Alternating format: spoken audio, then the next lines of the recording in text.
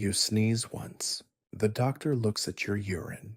He says it's because Mars is angry. Treatment, leeches, and maybe garlic. Hope you didn't like your blood.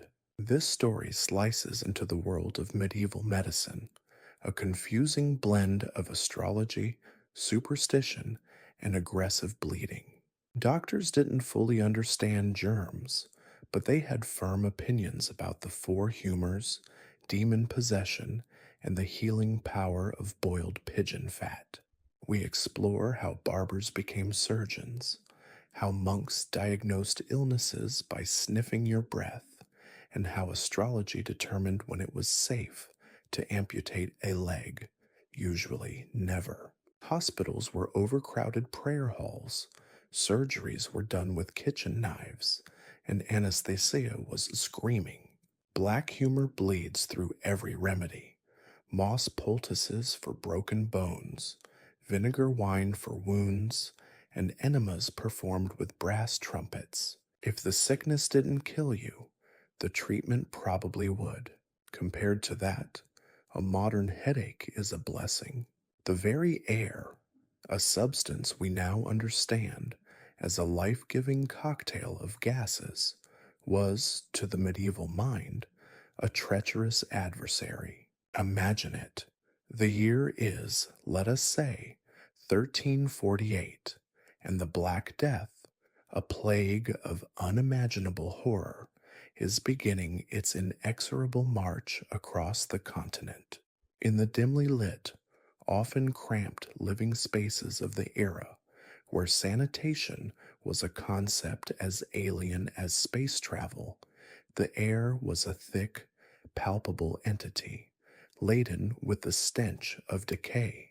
Rotting refuse piled in the streets, unwashed bodies exhaled a miasma of sweat and unmentionable effluvia, and the proximity of animals within homes only added to the olfactory assault.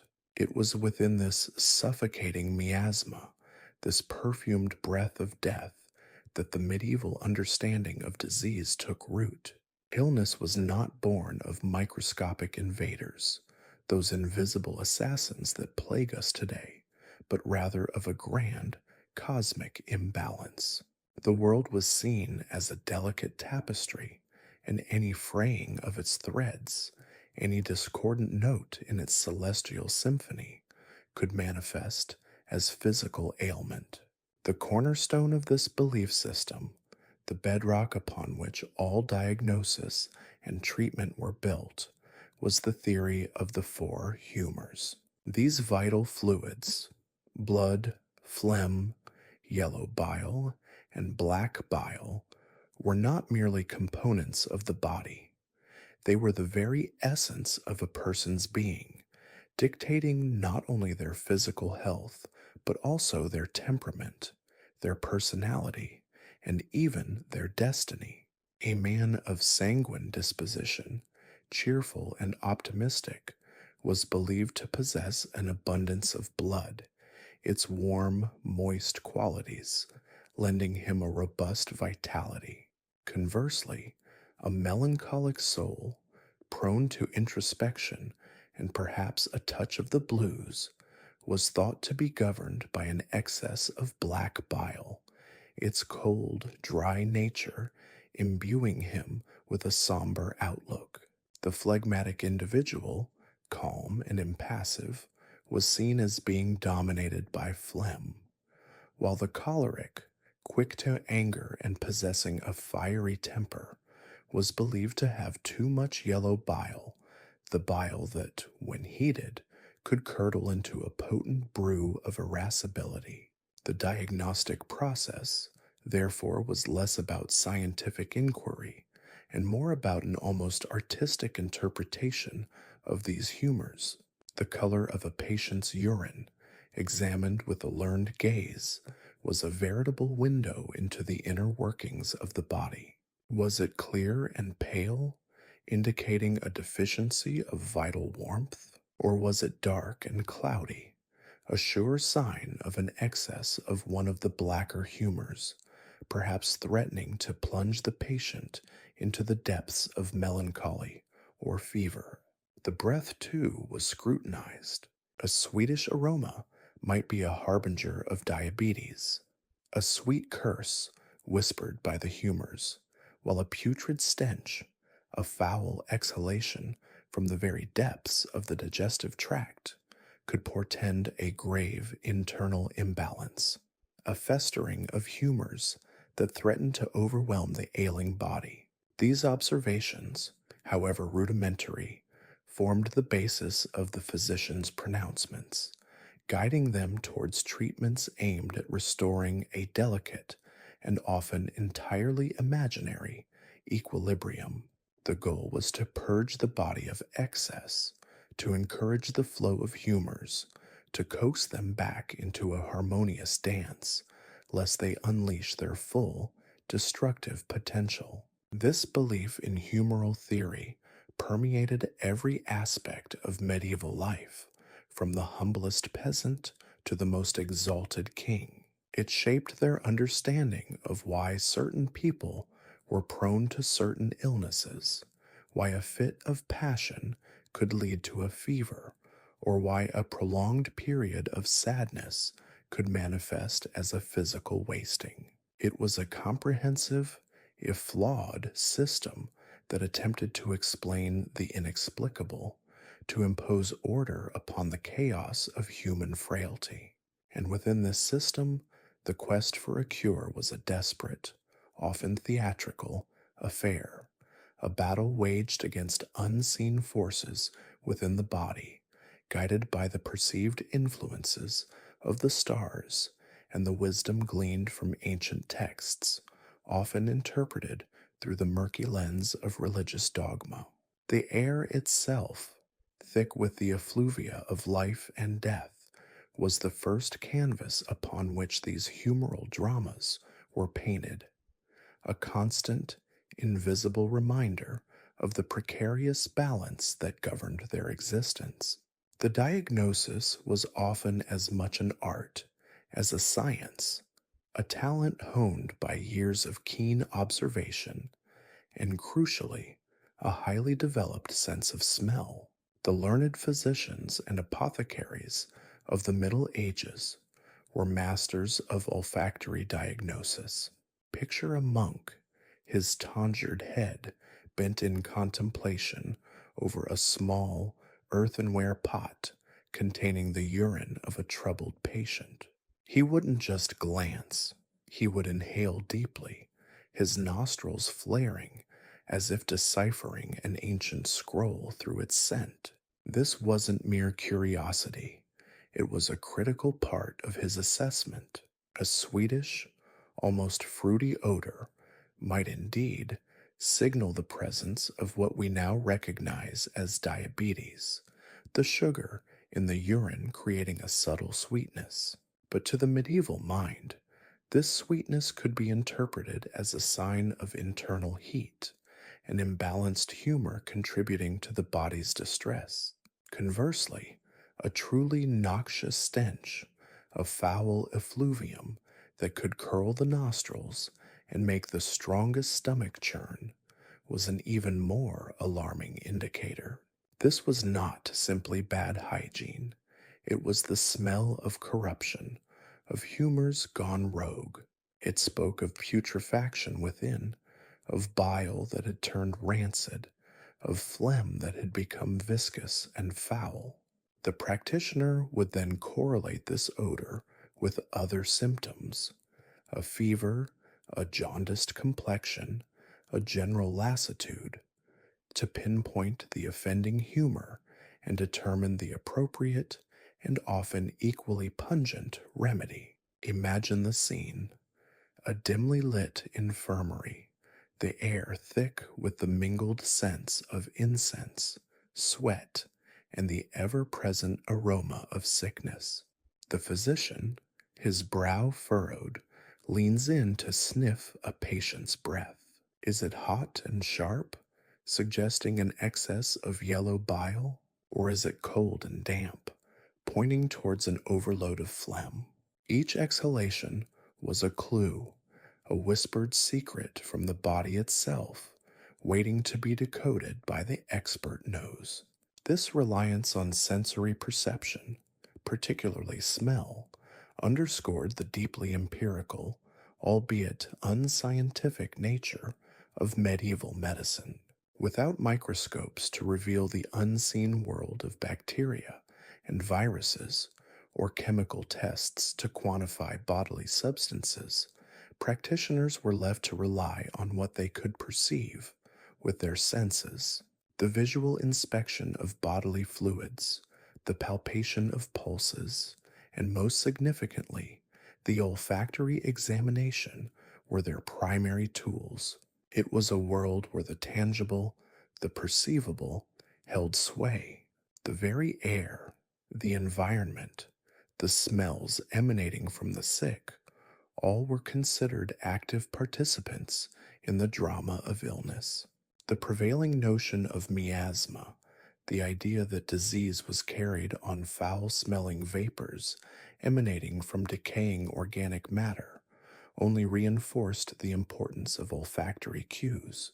The scent of sickness was not just a symptom, it was potentially the cause, or at least a powerful carrier, of the affliction itself. Therefore, when a physician diagnosed a patient, he was not merely identifying a malady, he was interpreting a complex symphony of smells and sights, assigning meaning to the body's exhalations and excretions.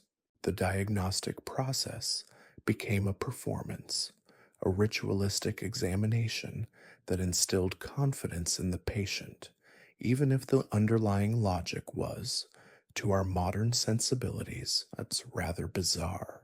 The patient might be asked to produce a sample of urine into a specially designed flask, its shape often intended to enhance the visual and olfactory assessment, allowing the physician to better discern the subtle nuances of its hue and, of course, its aroma.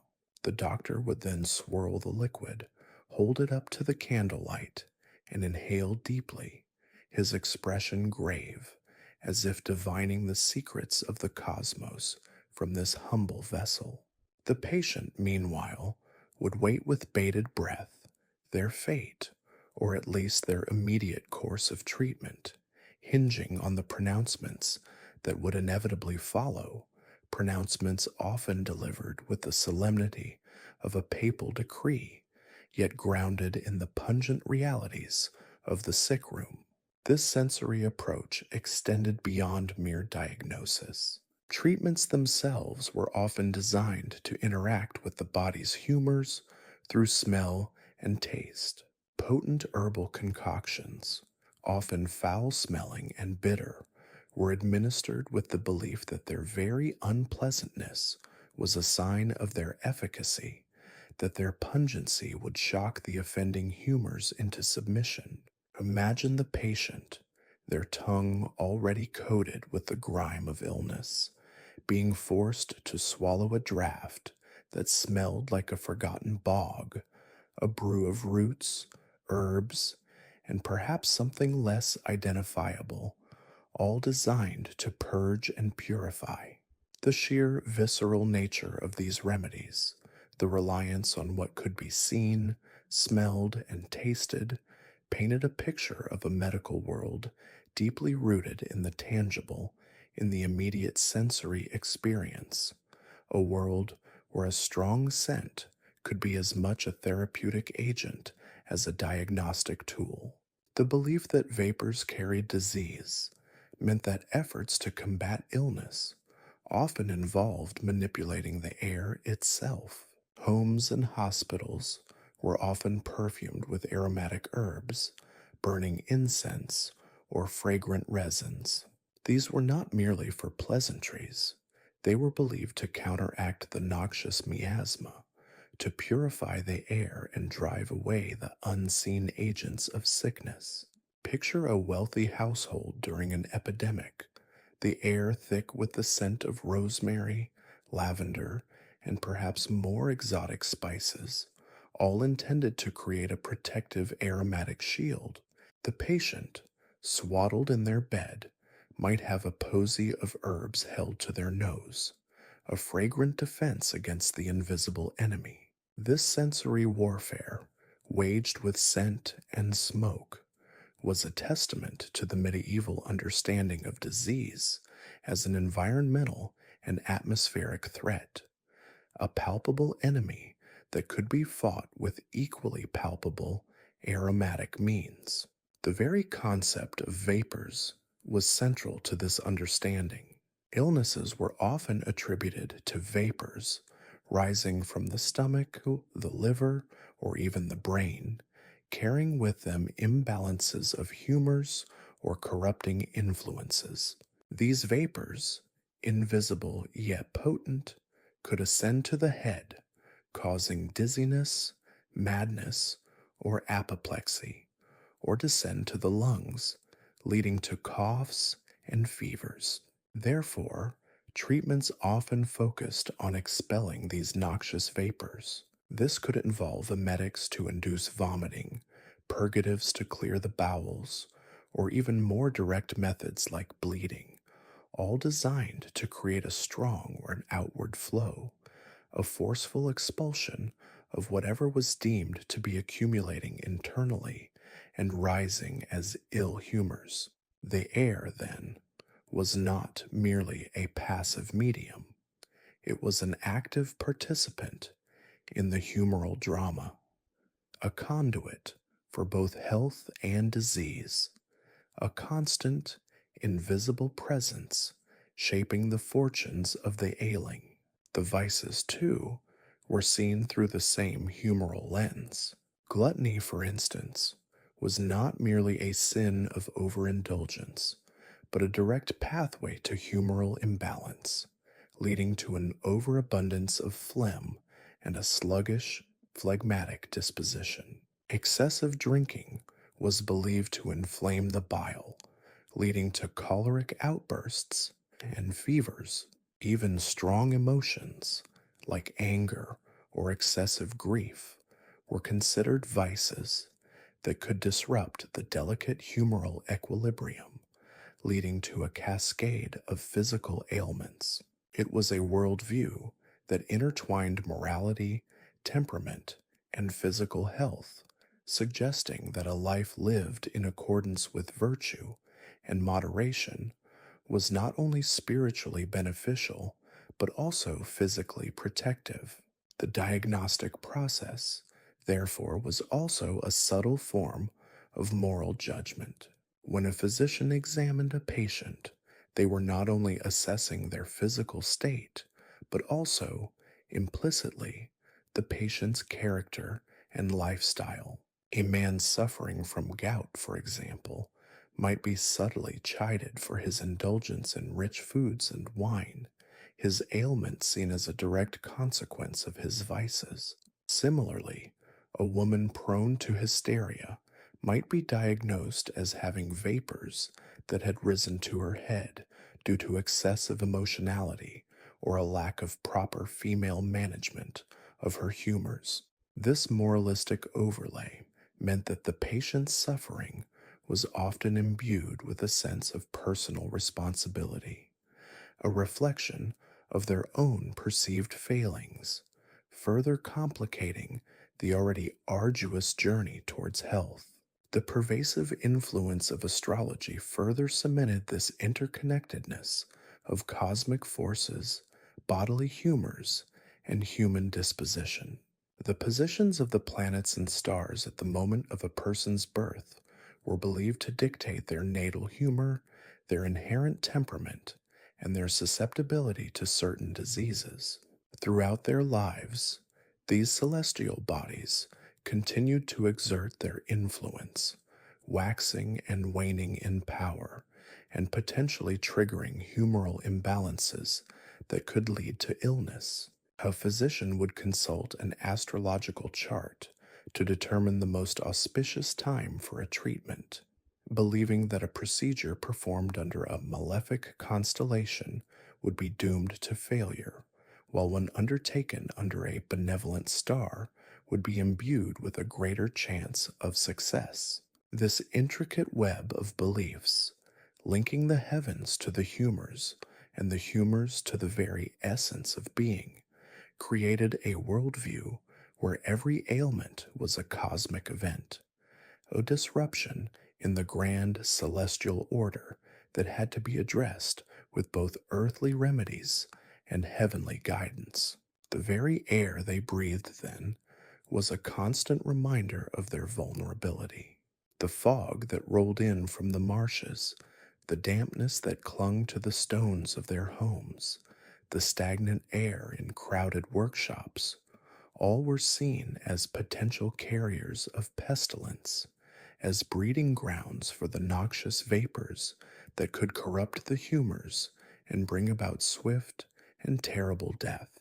The sweet scent of a blooming flower might be inhaled with a mixture of pleasure and apprehension, for even the most pleasant aroma could, in the wrong context, be perceived as a subtle lure, a deceptive veil masking a more insidious threat. In this world, where the invisible was often more feared than the visible, where the air itself was a potential weapon, the quest for health was a constant sensory battle, waged against the unseen, the imponderable, and the all pervasive miasma of existence. The diagnostic toolkit, forged from the sharp end of a smell, the keen observation of color, and the learned interpretation of celestial charts, was as much a testament to human ingenuity as it was to the profound and often darkly humorous limitations of medieval understanding. It was a world where the vices of humanity and the vapors of the atmosphere conspired in a grand, often fatal dance of humoral imbalance.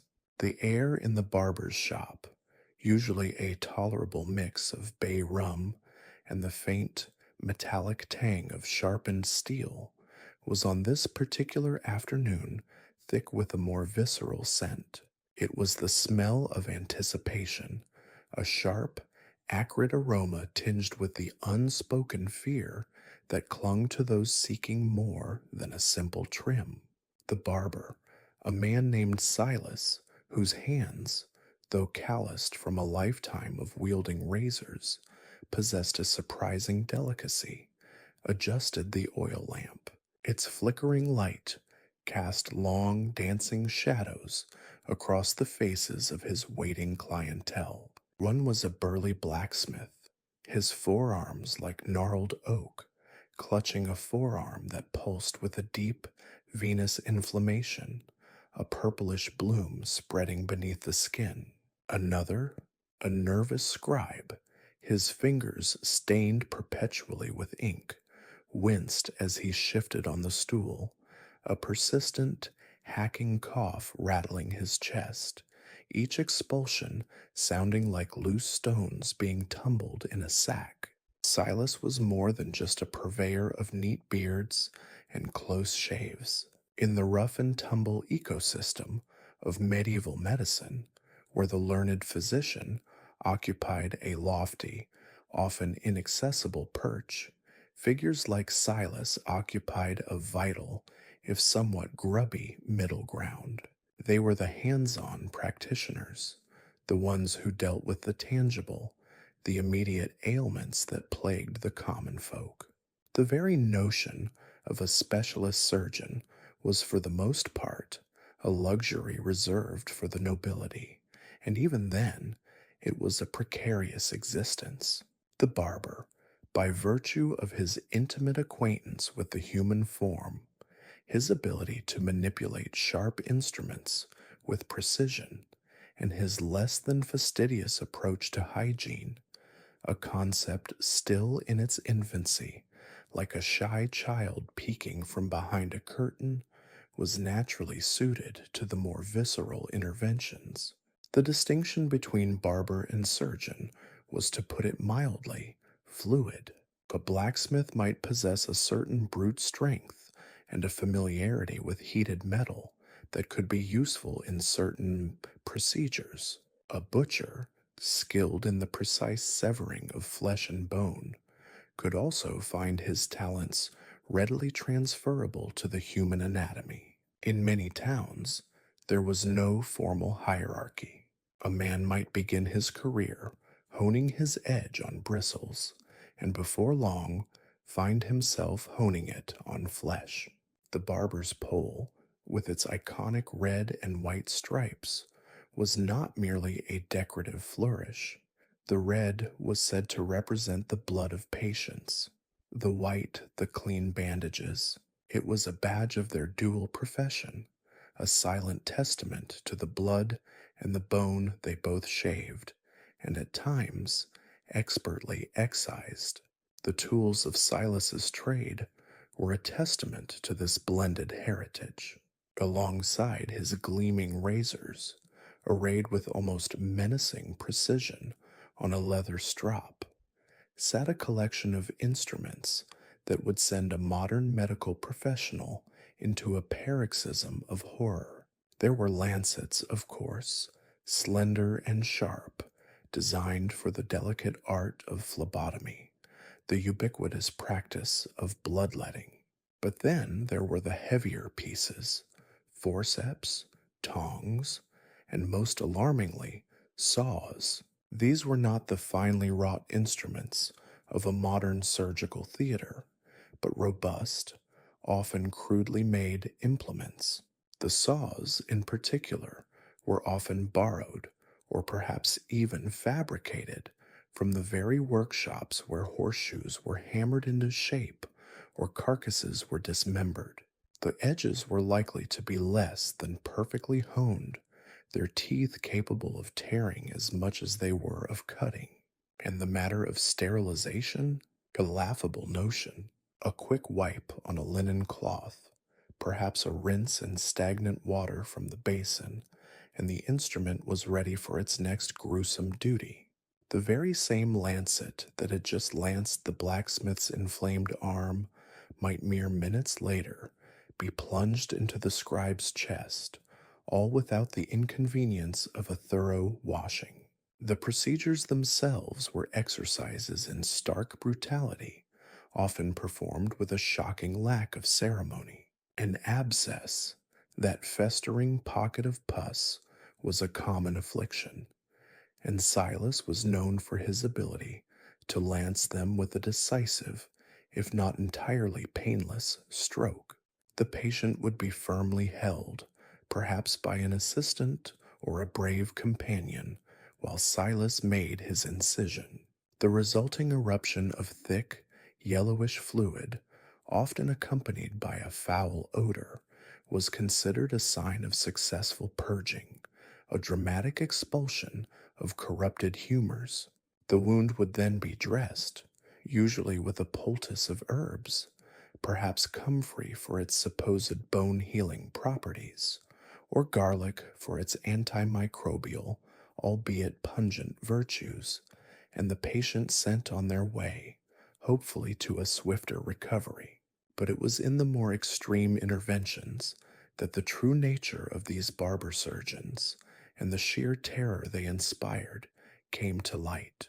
Amputation, the grisly business of severing a limb, was a desperate measure, usually reserved for limbs mangled beyond repair, perhaps by a runaway cart, a rogue piece of machinery in a mill, or most tragically, the ravages of gangrene. Imagine the scene.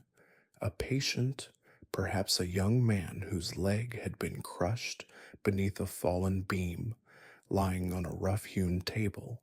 There was no anesthesia, save perhaps a swig of potent ale, or, for the truly unfortunate, a swift, concussive blow to the head from a heavy mallet, designed to render them insensible, if only temporarily. The barber surgeon, his brow furrowed in concentration, would select his sauce. The sickening scrape of metal against bone would echo through the room, a sound that was as much felt as heard, vibrating through the very floorboards. The patient, if conscious, would likely be writhing, their screams drowned out by the awful grinding. The flesh would be torn, the bones sawn through, and then came the cauterization. Red hot irons, still glowing from the forge, would be pressed against the raw stump, searing the flesh to stem the flow of blood, a process that produced a hiss and a plume of acrid smoke, the smell of burnt meat hanging heavy in the air. The patient, often left with a stump that was as much charred as healed, would be considered fortunate to survive the ordeal. The scribe's cough, however, presented a different sort of challenge, one that highlighted the limitations and the often misguided approaches of humoral theory. Silas, after a brief examination, a listening to the rasping breaths that seemed to scrape the very lining of the scribe's lungs, and a careful inspection of the sputum, a viscous, sometimes bloody substance, would likely diagnose an excess of phlegm or perhaps a corruption of the lungs themselves, a cold that had settled deep within. The remedy would likely involve further purging. A strong emetic, designed to induce vomiting, would be administered, the idea being to expel the offending phlegm from the stomach and, by extension, the respiratory tract. Alternatively, a potent expectorant, a concoction of herbs like horehound or coltsfoot, might be prescribed. Its bitter taste and strong odor, intended to break up the viscous humors and bring them up as sputum. Bloodletting might also be considered, the theory being that reducing the overall volume of blood would also reduce the quantity of phlegm circulating within the body. The irony, of course, was that these very treatments, while sometimes offering temporary relief by clearing the airways through forceful expulsion, could also dehydrate the patient and further weaken their already compromised system, particularly if the underlying issue was not a simple humoral imbalance, but something far more insidious, something that microscopic invaders, unseen and unfelt, were busily orchestrating. The blacksmith's inflamed arm, on the other hand, was a more straightforward diagnosis, at least by the standards of the time. The redness, the swelling, the throbbing pain, these were clear signs of an excess of heat and blood, a local inflammation that needed to be drawn out. Bloodletting was the immediate go-to. Silas would select a vein, perhaps in the arm or even the foot, and with a swift, practiced motion, make his incision. The blood would flow, a dark, viscous stream, into a basin.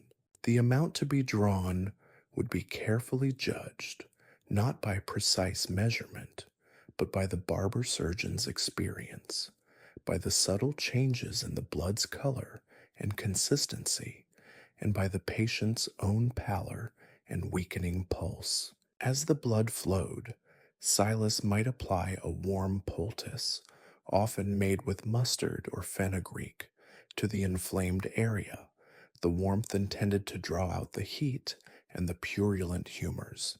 If the inflammation was particularly stubborn, or if a distinct lump had formed, indicating a gathering of pus, then lancing would be the next step, a more invasive, but often necessary procedure to release the trapped corruption.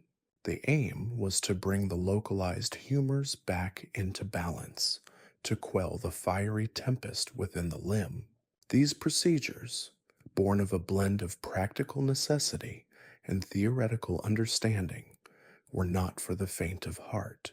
They were a visceral, often gruesome, testament to the limits of knowledge and the sheer grit of those who sought to mend the broken human form.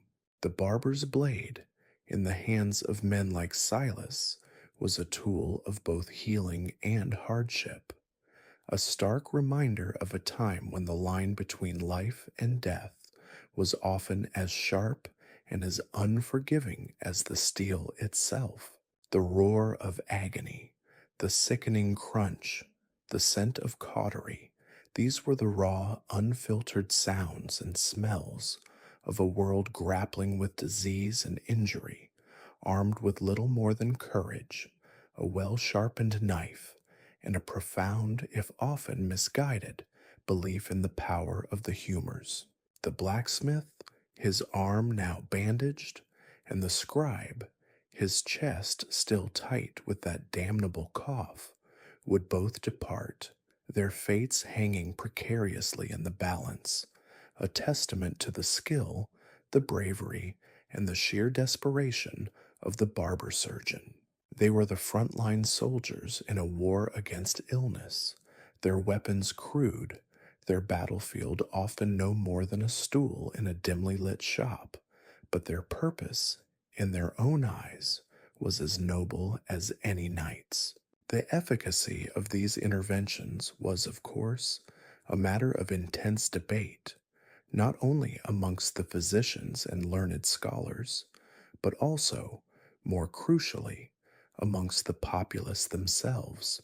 A successful amputation, a limb saved from the creeping tendrils of gangrene, would elevate a barber surgeon to near legendary status.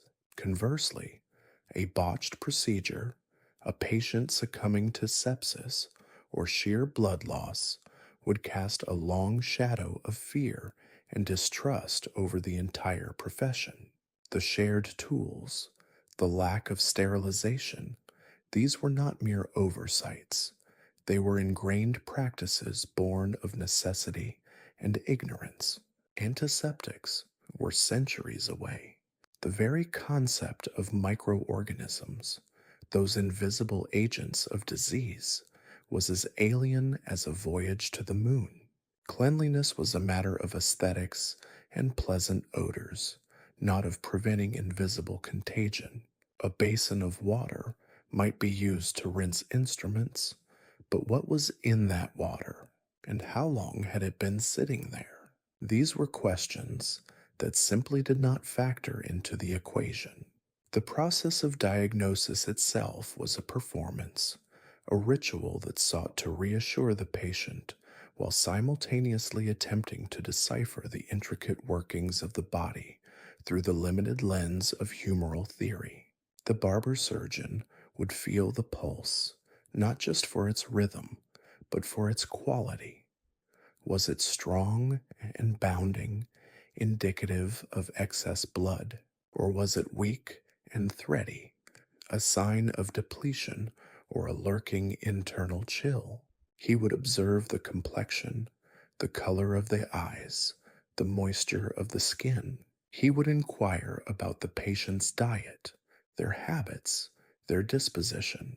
All this information was then filtered through the overarching framework of the four humors. Was the patient prone to anger?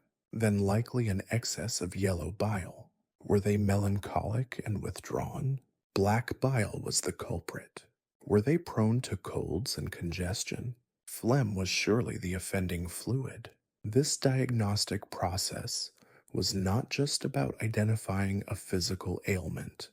It was also, implicitly, a form of character assessment. A patient with a chronic cough, for example, might be gently or not so gently admonished for their fondness for cold, damp environments or for neglecting to properly cover themselves. A man suffering from a persistent headache might be steered towards moderation in his consumption of wine, his ailment attributed to the vapors rising from an overindulgence in the fermented grape. It was a system that, while attempting to offer explanations for suffering, often placed the onus squarely on the patient's shoulders, framing their illness as a consequence of their own failings, their own humoral excesses, their own moral lapses. The tools themselves were imbued with a certain mystique. The lancets were often made of fine steel, their blades honed to a razor's edge. The forceps, while crude by modern standards, were designed to grip and hold with a powerful, unyielding force. And the saws, as mentioned, were often more akin to woodworking tools, their teeth designed to bite into bone with brutal efficiency. These instruments were not merely tools, they were extensions of the barber surgeon's will, instruments of intervention in a world that offered few other solutions. They were passed down from master to apprentice, their surfaces bearing the scars and patina of countless procedures, each mark a silent testament to the life and death struggles they had witnessed. The barber surgeon's practice was a precarious balancing act. On one hand, they were essential members of the community, the go to practitioners for the everyday ailments that plagued humanity. On the other hand, they operated in a space of inherent risk where the slightest miscalculation, the slightest contamination could have fatal consequences. They were surgeons by necessity, barbers by trade, and often simply men of courage and determination in the face of overwhelming odds. The very intimacy of their work, shaving the face, trimming the hair, cleaning the ears, meant that they had a unique insight into the physical condition of their patrons, an insight that could then be applied to more invasive procedures. It was a profession born of circumstance, honed by necessity, and executed with a blend of skill, daring, and a chilling disregard for the niceties of modern medical practice.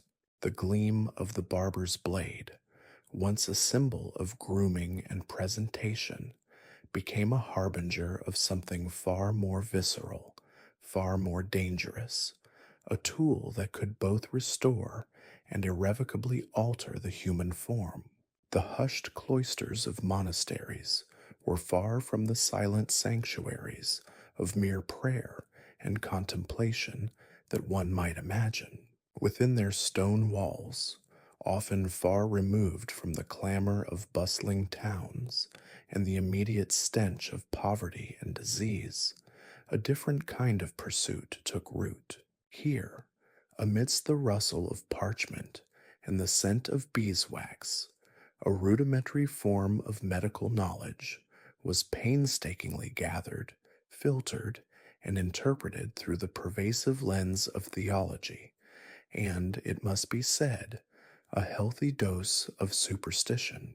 The monks, dedicated as they were to divine contemplation, found themselves drawn to the intricate dance of the cosmos. Astrological charts, meticulously rendered with quill and ink, were not mere curiosities, but vital diagnostic tools. The celestial bodies, the wandering planets, the fixed stars, the waxing and waning moon, were believed to exert a profound influence over the delicate equilibrium of the human body, particularly its humors. To these learned men, the timing of a bloodletting, the administration of a potent herb, or even the delicate incision of a wound was not a matter of arbitrary decision, but one dictated by the precise alignment of the heavens. A physician's prognosis was as much written in the stars as it was in the patient's ailing flesh. They would consult the tables of ascendant signs, correlating specific planetary influences with particular ailments, believing that a fever might be exacerbated by a certain lunar phase, or a slow healing wound might find its mending hastened under the benevolent gaze of Jupiter. The body was a microcosm, reflecting the grand macrocosm of the universe, and its health, therefore, was inextricably linked to the celestial ballet unfolding above. Beyond the astrological, a more volatile, More arcane pursuit also captivated the minds of those who sought to unlock the body's deepest secrets and offer remedies for its myriad afflictions. Alchemy. The allure of the alchemist's brew was potent, promising not just cures for earthly ailments, but in the most ambitious whispers, the very elixir of life itself. This was a world of obscure ingredients, exotic substances sourced from distant lands and whispered about corners of the world, transmuted through elaborate, often clandestine rituals. The alchemist's laboratory was a place of bubbling retorts, alembics, and distillation apparatus, where the air was thick with the pungent, sometimes noxious, fumes of chemical reactions.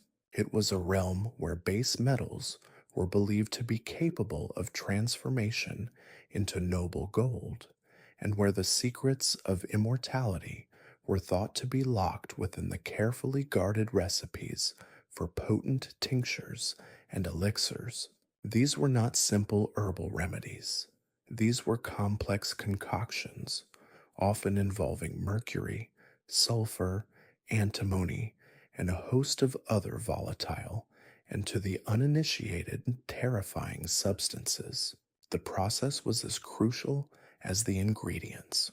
The precise duration of heating, the method of distillation, the incantations or prayers whispered over the bubbling mixture, all were believed to contribute to the efficacy of the final product. It was a science of secrets, where knowledge was passed down through cryptic allegories and veiled symbolism, ensuring that only the most dedicated, the most spiritually attuned, could hope to unravel its mysteries. The intersection of these two practices, the celestial pronouncements of astrology and the fiery transformations of alchemy, formed the bedrock of what passed for medical understanding in many medieval monastic communities. It was a curious, often contradictory blend of the spiritual and the seemingly scientific. The divine order of the universe, as interpreted through the stars, was seen as the primary determinant of health, while alchemy offered the practical means, the tangible substances, to manipulate that order, to either ward off the celestial ill will or to harness its beneficial energies. The monks, grounded in their faith, saw these practices not as a contradiction, but as complementary facets of God's creation. The stars were God's clockwork, and alchemy was the art of understanding and interacting with its mechanisms. They would meticulously chart the phases of the moon, noting its influence on the tides, and by extension, on the humors within the human body, which were also believed to ebb and flow. A procedure undertaken during a waning moon might be seen as more likely to draw out humors, while a waxing moon might be favored for treatments aimed at building strength and vitality. Consider the meticulous care with which a monastic physician, often a learned brother with a deep understanding of Latin texts and a keen eye for celestial patterns, would approach the treatment of a persistent cough, a malady that plagued many, particularly in the damp, chill climes that often characterized monastic life. The scribe, perhaps, would present with a chest rattling with every breath, his phlegm thick and viscous. The monk's diagnosis would be a complex tapestry woven from multiple threads. He would first consult his astrolabe, noting the current position of the planets. Was Mercury, the planet associated with communication and the lungs, in a malefic aspect? Was Saturn, the harbinger of cold and melancholy, casting a pall over Jupiter, the planet of healing and expansion? The presence of watery signs like Cancer or Pisces in the ascendant might also be noted, suggesting a predominance of phlegm. The color and consistency of the scribe's sputum would be examined, not just for its physical properties, but also for any subtle hints of celestial influence. A greenish hue might be attributed to a particular planetary alignment, a bloody tinge to another. Having established the cosmic context, the alchemist's wisdom would then be invoked. The monk might recall ancient texts detailing the properties of mercury, not the metallic element as we understand it, but its more esoteric, alchemical representation, often linked to the moist and cool. Perhaps a tincture derived from cinnabar, a natural form of mercuric sulfide, would be considered. This would be painstakingly prepared, involving repeated distillations and purifications, a process that could take weeks or even months. The alchemist's lore suggested that mercury, when properly prepared, could cut through thick phlegm, thinning it and making it easier to expel. This was not merely a matter of administering a medicine, it was a ritualistic act, undertaken with prayers for divine guidance and protection. The exact dosage would be determined by a confluence of factors: the patient's perceived humoral balance, the prevailing astrological conditions, and the alchemist's own carefully guarded knowledge of the tincture's potency. A few drops, administered perhaps in a mixture of honey and wine to mask its often acrid taste, could be prescribed. Alternatively, the monk might turn to a more overtly alchemical preparation, an elixir born of the distillation of rare herbs and minerals, heated over a slow, controlled flame for precisely 12 hours, under the influence of a benevolent constellation. The resulting viscous liquid, perhaps with a shimmering iridescence, was believed to possess the power to rebalance the humors, to draw out impurities, and to fortify the body against the unseen forces that assailed it. The act of creation was as important as the final product. The careful grinding of ingredients, the precise temperature control, the silent contemplation of the alchemist's symbols etched into the laboratory's walls, all contributed to the spiritual and physical efficacy of the brew. It was believed that the alchemist, by mastering the art of transmutation, was in essence participating in the divine act of creation, and thus their creations held a sacred power. This intricate interplay between the celestial and the chemical was not confined to obscure monastic libraries. The influence of these humoral theories, intertwined with astrological and alchemical notions, permeated the medical practices of the era, shaping the treatments offered not only by monks, but also by the barber surgeons like Silas we encountered earlier. While Silas might have relied on his pragmatic skills and the readily available tools of his trade, his understanding of disease was still deeply rooted in the humoral framework. The blacksmith's inflamed arm, a manifestation of excess heat and blood, would have been understood in terms of humoral imbalance, with bloodletting serving as a direct method of reducing that excess. The scribe's cough, an affliction of the lungs and characterized by phlegm, would likewise be interpreted through the humoral lens, with treatments aimed at expelling or thinning the offending fluid. The alchemist's brew, while often more complex and esoteric, served a similar purpose: to correct what were perceived as imbalances in the body's essential fluids. The hope was that these carefully crafted concoctions, infused with the supposed virtues of rare minerals and celestial influences, could achieve what simpler remedies could not.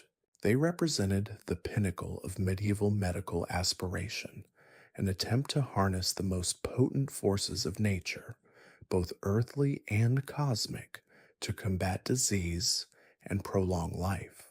The uncertainty, however, remained a constant companion.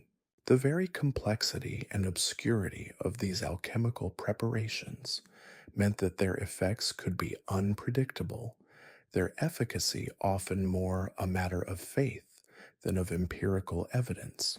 The fine line between healing and harm was easily crossed, especially when dealing with substances that were in themselves inherently dangerous if mishandled. The monastic physician's prognosis, therefore, was a multifaceted pronouncement, a blend of observed symptoms, astrological calculation, alchemical lore, and theological conviction. It was a system designed to provide answers, to impose order on the chaotic and often terrifying experience of illness. It offered a framework for understanding suffering, attributing it to the natural order of things, whether that order was dictated by the alignment of stars or the state of one's humors. The monk would advise the patient not only on the prescribed tinctures or bleeding rituals, but also on the importance of aligning their own actions with the celestial rhythms. They might counsel avoiding certain foods on specific days, or undertaking particular prayers during certain planetary phases. Life itself became a carefully choreographed dance with the cosmos, an attempt to maintain harmony between the earthly and the divine. The power of suggestion, amplified by the aura of sanctity surrounding the monastic orders and the mystique of alchemy, played no small part in the perceived effectiveness of these treatments. A patient, desperate for relief, presented with a mind already primed to believe in the efficacy of these arcane remedies. The elaborate preparations, the cryptic incantations, the solemn pronouncements of the learned monk, all these contributed to an atmosphere of profound significance, imbuing the act of healing with a spiritual weight that transcended mere physical intervention.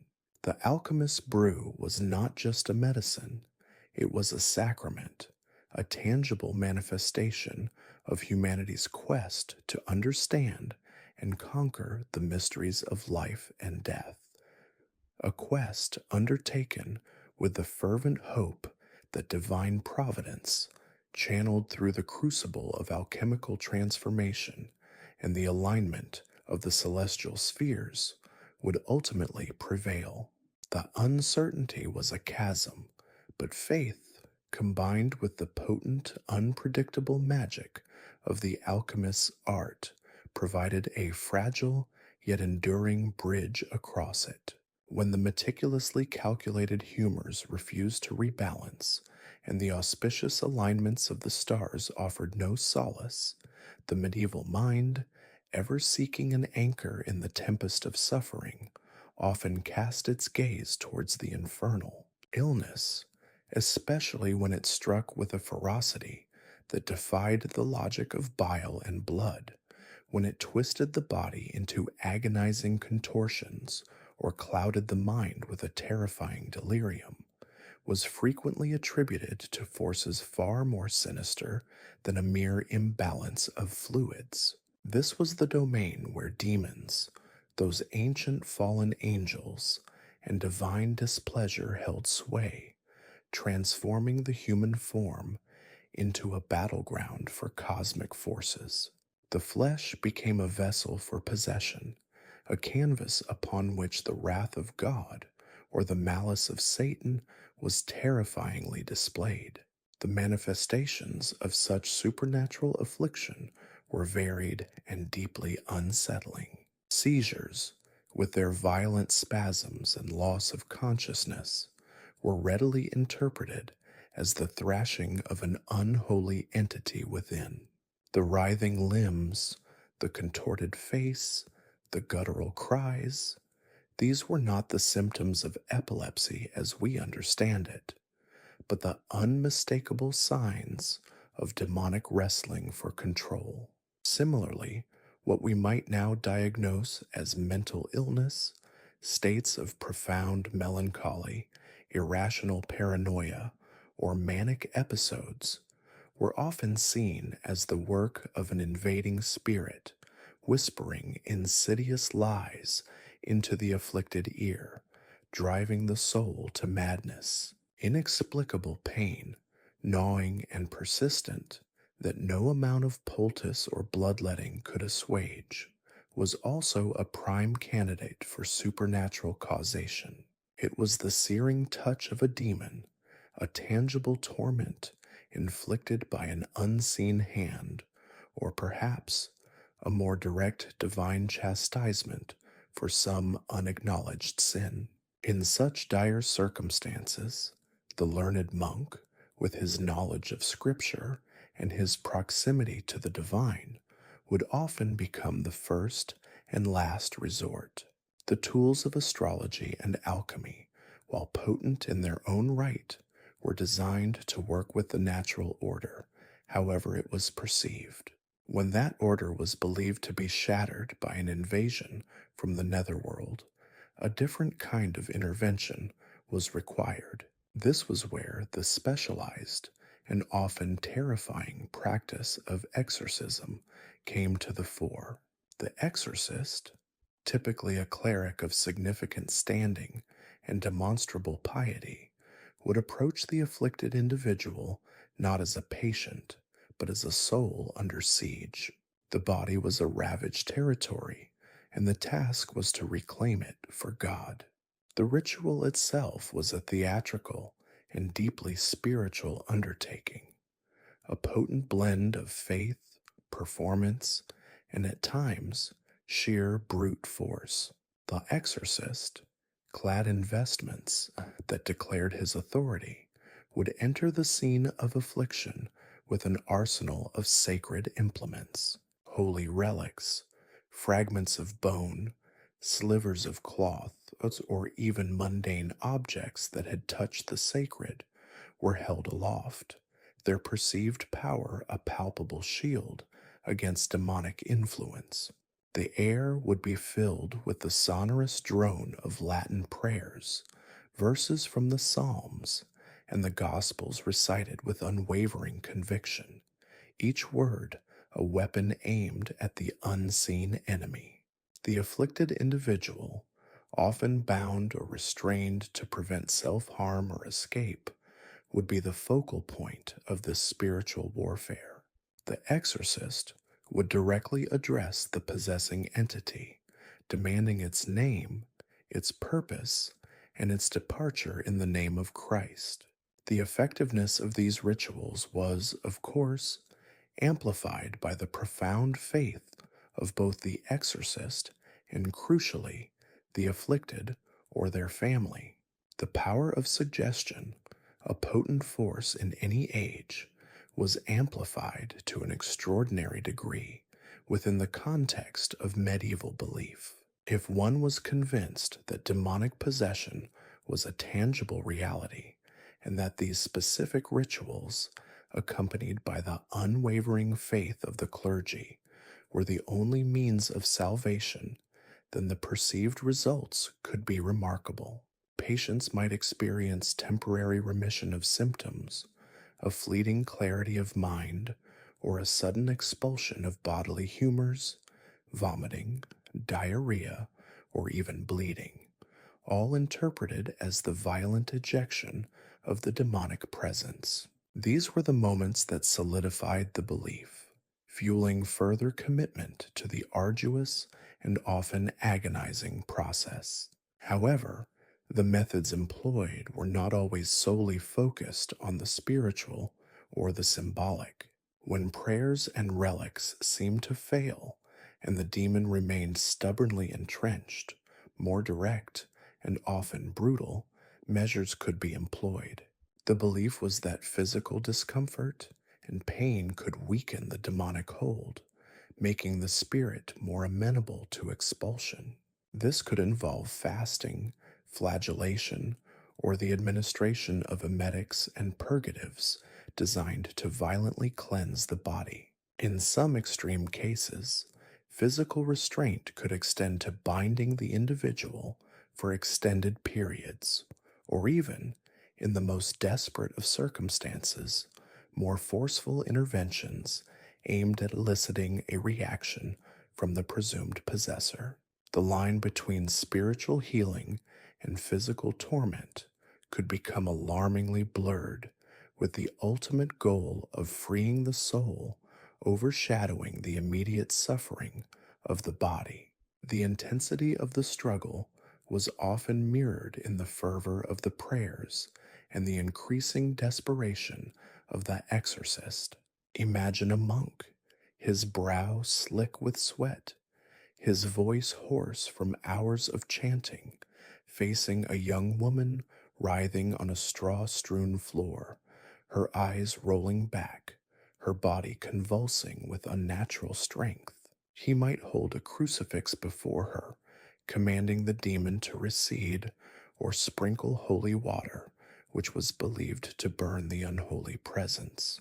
The demon, through the possessed individual, might respond with blasphemies, insults, or terrifying pronouncements, often revealing knowledge that the individual could not possibly possess, further convincing onlookers of the supernatural reality of the situation.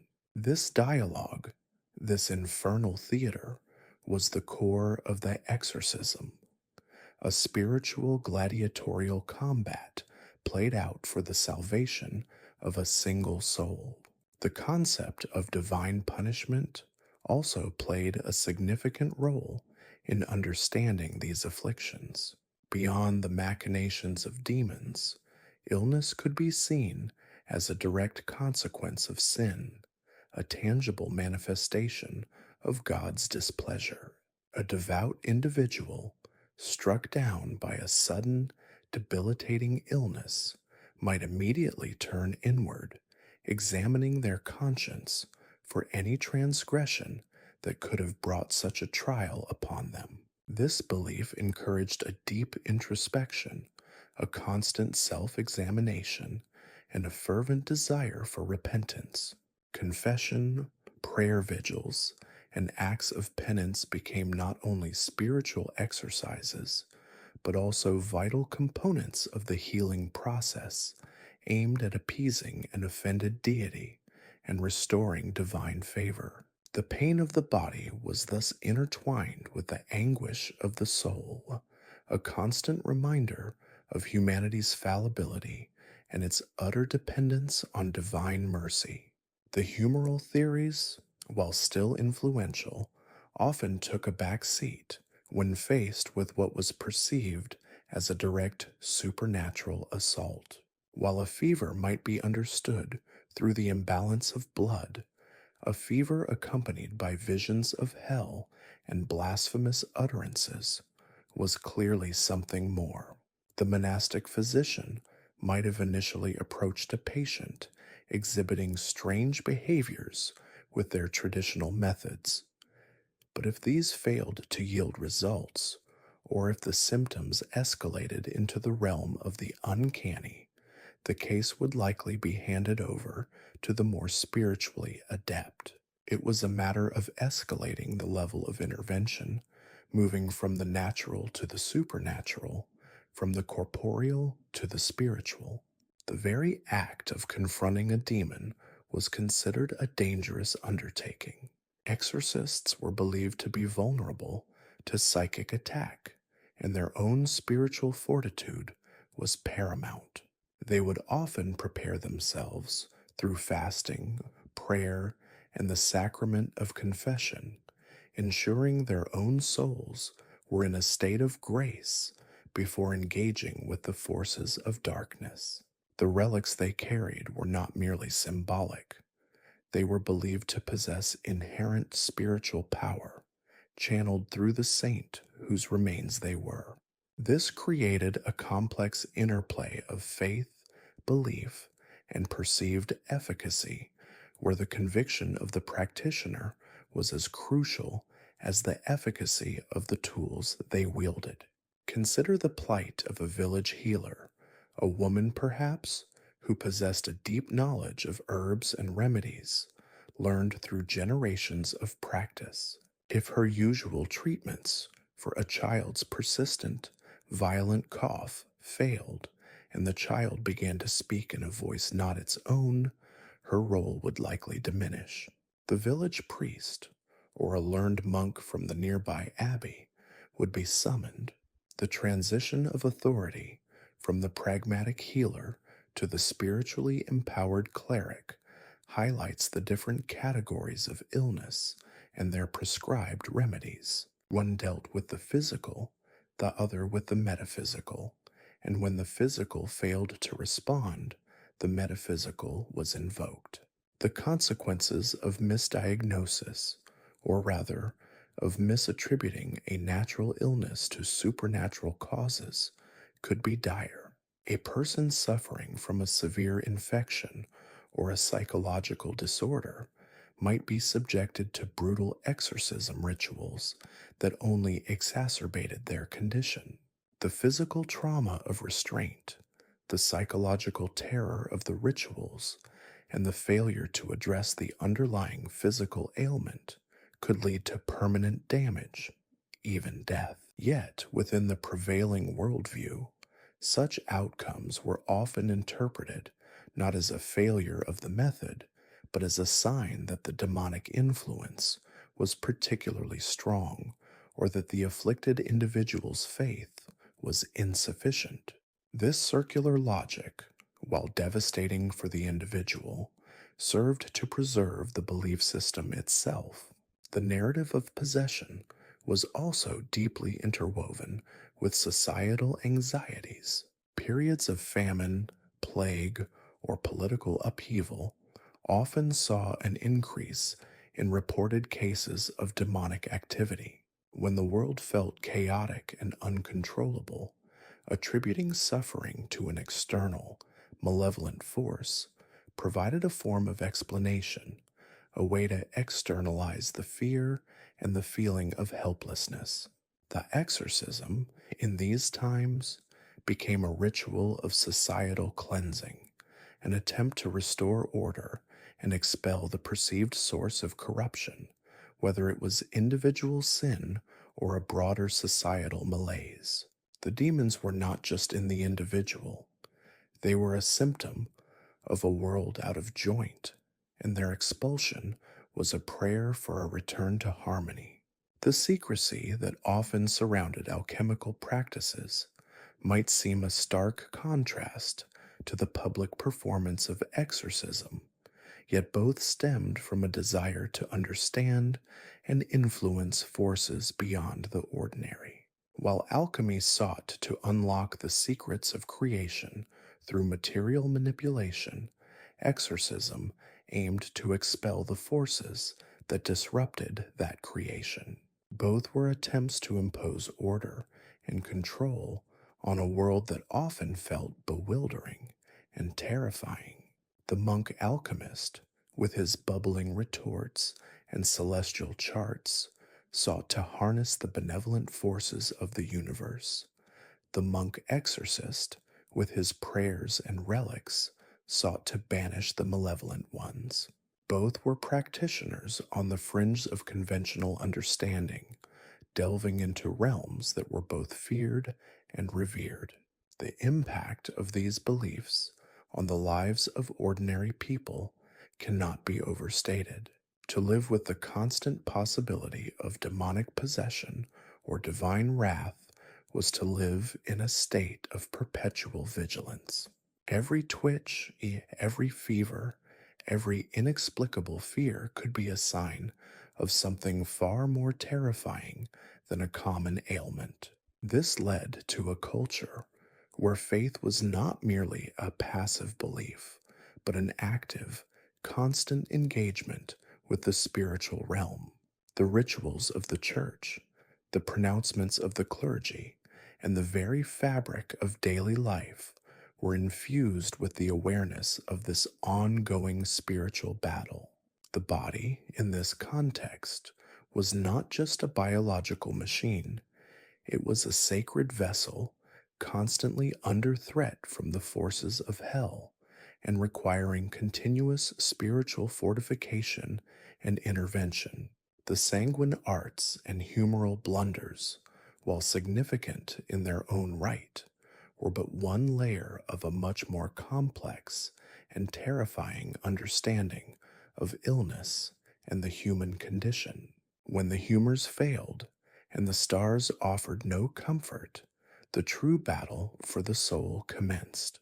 The physician, if one could truly call him that in the modern sense, often began his assessment not with a cold, sterile stethoscope, but with a delicate, even intimate inquiry into the very essence of the patient's being, an essence that, in the medieval mind, was deeply intertwined with the humors, and by extension, with the pervasive symphony of smells that emanated from the human body. For the learned ecclesiastics and the surprisingly astute monastic healers, the sense of smell was far from a mere passive receptor of the world. It was a potent diagnostic tool, a subtle language whispered by the body itself, revealing secrets that bloodletting and poultices alone could not unearth. Years spent in the echoing stillness of chapels, breathing in the resinous tang of frankincense and myrrh, the sweet, cloying perfume of lilies, and the ever present scent of hushed parchment and damp stone, had honed their olfactory senses to a remarkable degree. This refined sensitivity, accustomed to discerning the subtle nuances of liturgical incense, was readily applied to the more earthy and often alarming emanations of the sick. The examination of urine, a cornerstone of medieval diagnosis, was a ritual steeped in both scientific curiosity and a certain, almost artistic, appreciation for the visible and olfactory manifestations of internal disharmony. The physician would approach the chamber pot, not with a grimace of disgust, but with a keen, almost reverent focus. He would hold the vessel aloft, turning it this way and that, observing the color, the clarity, and the sediment. But it was the aroma, the breath of the internal landscape, that often spoke loudest.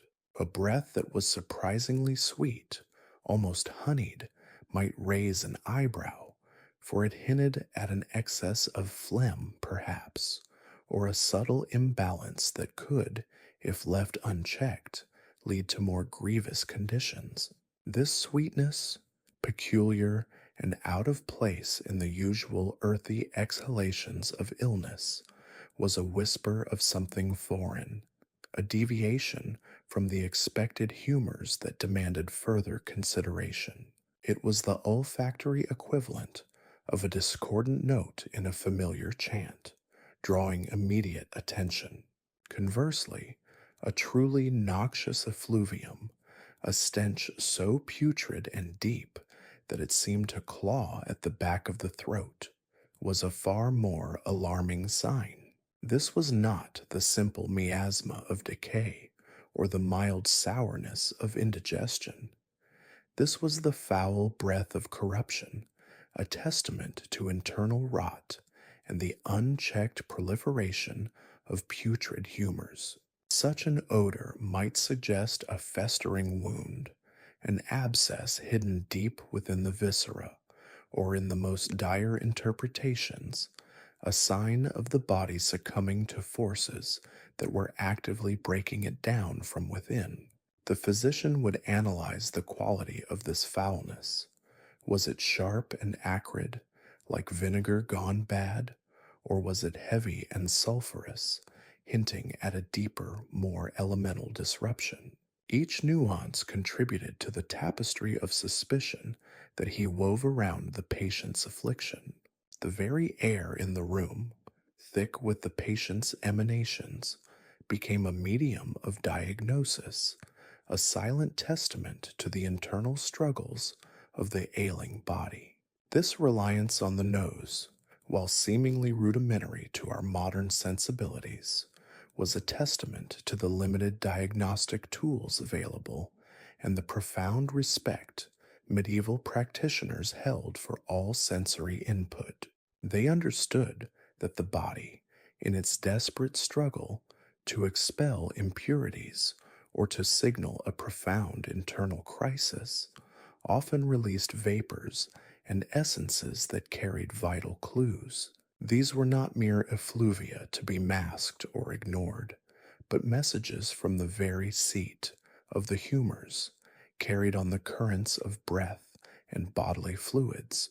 The physician's task was to interpret these messages, to translate the silent language of odor into a diagnosis, and ultimately into a remedy. It was a science of inference, of subtle perception, and of a deep, almost intuitive understanding of the intricate interplay between the body's fluids and the volatile essences they produced. The examination of the breath itself was another crucial element of this olfactory diagnostic. Beyond the urine, the physician would lean close, not necessarily to listen to the lungs, but to inhale the very air exhaled by the patient. A breath that was cool and damp might suggest an excess of phlegm, coating the throat and lungs like a persistent dew. A breath that felt hot and dry, on the other hand, spoke of a feverish disposition, of blood perhaps boiling in the veins, or choler inflamed to a dangerous degree. But it was the more unusual sense that truly piqued their interest. A metallic tang, for instance, could be a harbinger of internal bleeding, the subtle scent of iron clinging to the exhaled air. A scent reminiscent of rotten eggs, a sulphurous exhalation, was a particularly unsettling sign, often interpreted as a manifestation of a corrupt or putrid humor, a sign that the body's internal alchemy was going terribly awry, perhaps even bordering on decomposition while life still flickered. The practitioner would also pay close attention to the smell of the patient's skin, especially after a period of fever or intense exertion. A clammy, cold sweat that carried a faint, sour odor might indicate a failing attempt by the body to expel heat, a sign of a humoral crisis on the horizon. The scent of sickness, in its myriad forms, became an intimate acquaintance for these healers.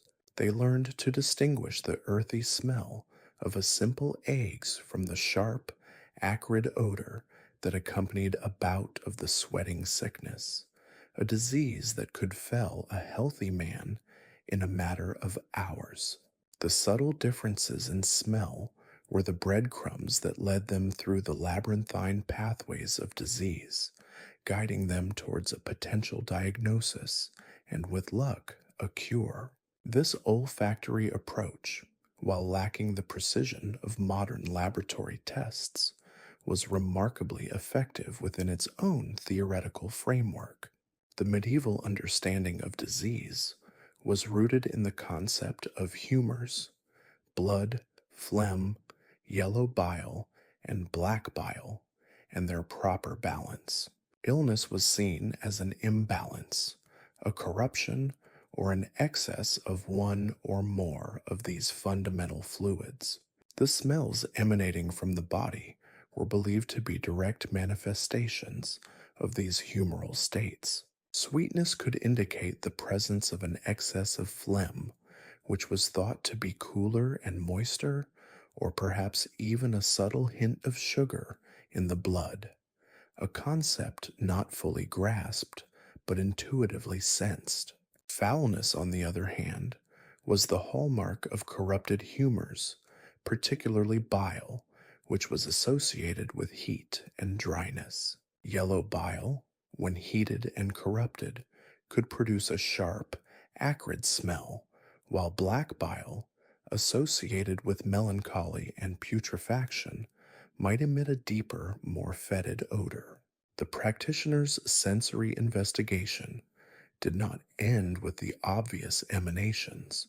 He might even examine the sweat on the patient's brow or the residue left on their hands, for these too could carry subtle olfactory clues. The texture and smell of earwax, the scent of nasal discharge, even the odor of the patient's feces were meticulously noted, each contributing a piece to the diagnostic puzzle. It was an immersive, holistic approach where the entire person, in all their sensory complexity, was brought under scrutiny. This was a far cry from the detached, objective observation that characterizes modern medicine. It was a deeply personal and sensory engagement with the suffering of another. The suspicion that arose from these olfactory observations was a critical component of the diagnostic process.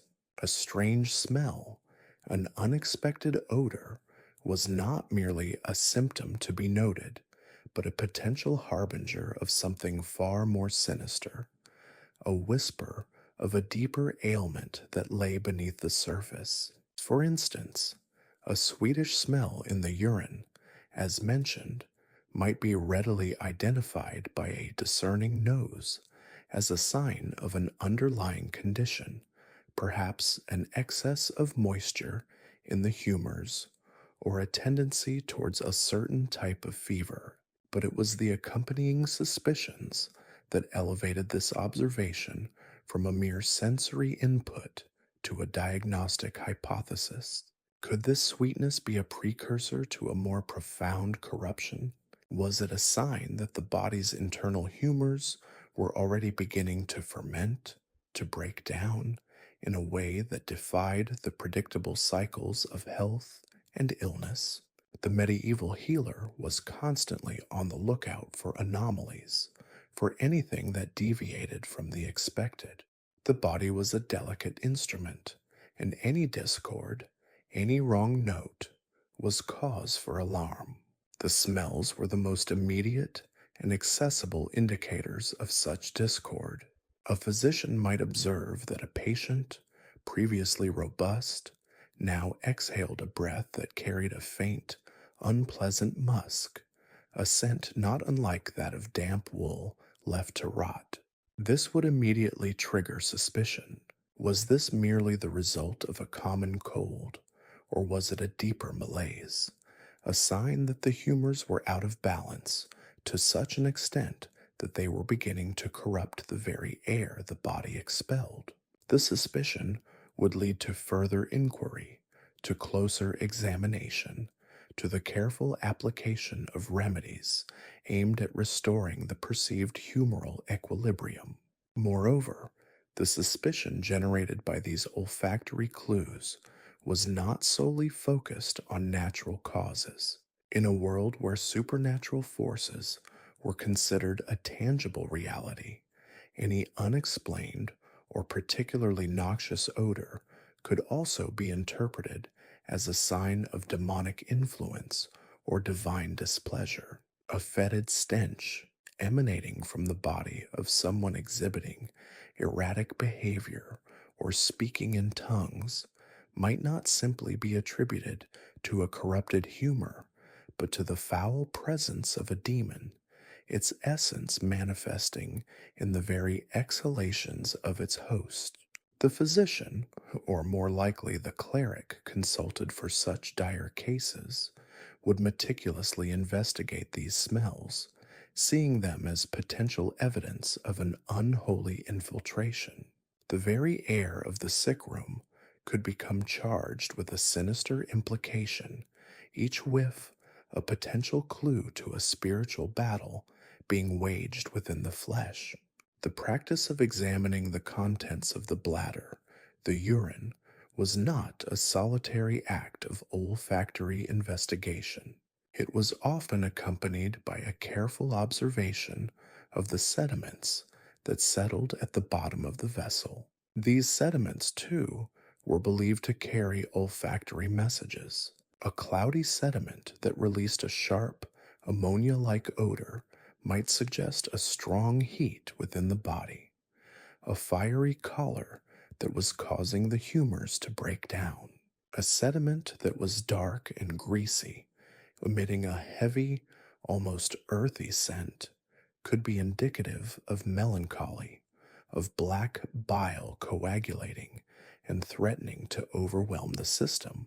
These subtle differences in smell, combined with their visual characteristics, provided a rich tapestry of diagnostic information for the medieval healer. The suspicion generated by these observations was often layered. A physician might suspect a simple imbalance of humors, perhaps an excess of phlegm causing a persistent cough. But if, upon examining the urine, he detected a distinctly sweet aroma, his suspicions would immediately escalate. This sweetness was not a normal physiological manifestation. It was an anomaly, a deviation from the expected. It pointed towards a deeper issue, a humoral corruption that was subtly altering the very nature of the body's waste. This would lead him to question the nature of the illness more deeply, to consider more potent remedies, and perhaps to consult with the local clergy if the symptoms persisted or worsened. The olfactory clue, the sweet breath of illness, became the seed of deeper suspicion, prompting a more thorough and often more aggressive approach to diagnosis and treatment. The effectiveness of this sensory driven diagnosis lay in its ability to categorize and stratify illnesses based on observable, albeit subjective, characteristics. While we may dismiss it as unscientific, it was a system born of centuries of observation and adaptation. The monks and healers who practiced these methods were intimately familiar with the human body, its variations, and the subtle ways it signaled distress. Their heightened sense of smell, honed by their environment and their spiritual practices, allowed them to perceive nuances that might escape a less attuned observer. The sweet breath, the foul exhalation, the metallic tang, these were not random occurrences, but were interpreted as significant indicators within a complex theoretical framework.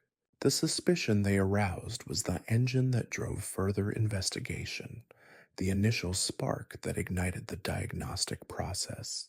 It was a testament to the medieval mind's ingenuity in utilizing all available sensory input to navigate the perilous landscape of disease, a world where every smell and every suspicion it evoked was a potential key to unlocking the secrets of the ailing body.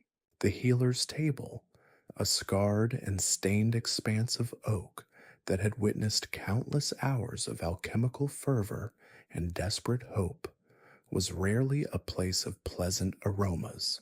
In this era, before the sterile gleam of modern laboratories and the predictable efficacy of synthesized drugs, the apothecary's craft was a daring gamble, a volatile dance with the very essence of life and decay. Patients, racked by agonies that would send modern folk scurrying to the nearest emergency room, presented themselves with ailments that seemed as numerous as the stars, and the remedies offered were as varied as they were often, frankly astonishing in their sheer audacity. Forget gentle tinctures and soothing balms. The medieval physician, or more often, the wise woman or the humble barber surgeon, was a master of the extreme, wielding substances that would make even the most hardened modern practitioner blanch. Take, for instance, the ubiquitous affliction of a fractured limb, the sheer brute force required to set a bone already possessed of the unyielding tenacity of calcified calcium, let alone to keep it aligned, while the slow, arduous process of mending took hold was a challenge that begged for drastic measures. In the absence of plaster of Paris or even rudimentary casting materials that could provide rigid support, the options were, to say the least, earthy. One such method involved the application of a poultice composed primarily of moss, not the delicate, dew kissed moss found clinging to ancient ruins, but a coarser, more robust variety, often gathered from the damp, shaded north sides of buildings or the shadowed depths of forests. This verdant bounty, often teeming with unseen life and clinging spores, would be mashed and mixed with a binder, perhaps a bit of honey, or if available, something more substantial like egg white, and then generously applied to the site of the fracture. The aim, ostensibly, was to immobilize the limb, the moss acting as a natural, if somewhat unreliable, splint.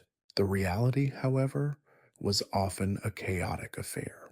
The poultice, rarely applied with sterile precision, could easily become a breeding ground for infection, its damp embrace a perfect incubator for unwelcome microbial guests. The moss itself, as it dried and hardened, offered a degree of rigidity, but it was a capricious rigidity, prone to cracking, crumbling, and generally failing to provide the consistent, unwavering support that a shattered bone so desperately craved. The patient was then often swaddled in rough linen, the moss poultice a sticky, often smelly burden, while the hope was that the bone would knit itself back together, undisturbed by the shifting, festering mass clinging to their limb. It was a testament to the sheer grit of those who suffered, enduring such applications with a stoicism that bordered on the saintly, their pain often amplified by the unhygienic embrace of their attempted cure. Then there was the ubiquitous problem of wounds, gashes, scrapes, and deeper lesions that in an age devoid of antiseptics were as much a threat from the ensuing infection as from the initial injury itself. Here, the apothecary's larder was a treasure trove of the peculiar, the unexpected, and the downright disgusting, all in the pursuit of coaxing the body back into a semblance of health. Boiled pigeon fat, a substance that conjures images of rather unappetizing culinary experiments, was one such prized ingredient. This rendered fat, a greasy, opaque salve, was believed to possess remarkable properties for healing wounds and reducing bruises. Imagine the scene: a patient with a gaping wound, perhaps from a fall or a skirmish, is presented with a pot of lukewarm, unctuous fat, likely smelling faintly of cooked bird and something else, something indefinably organic and slightly rancid.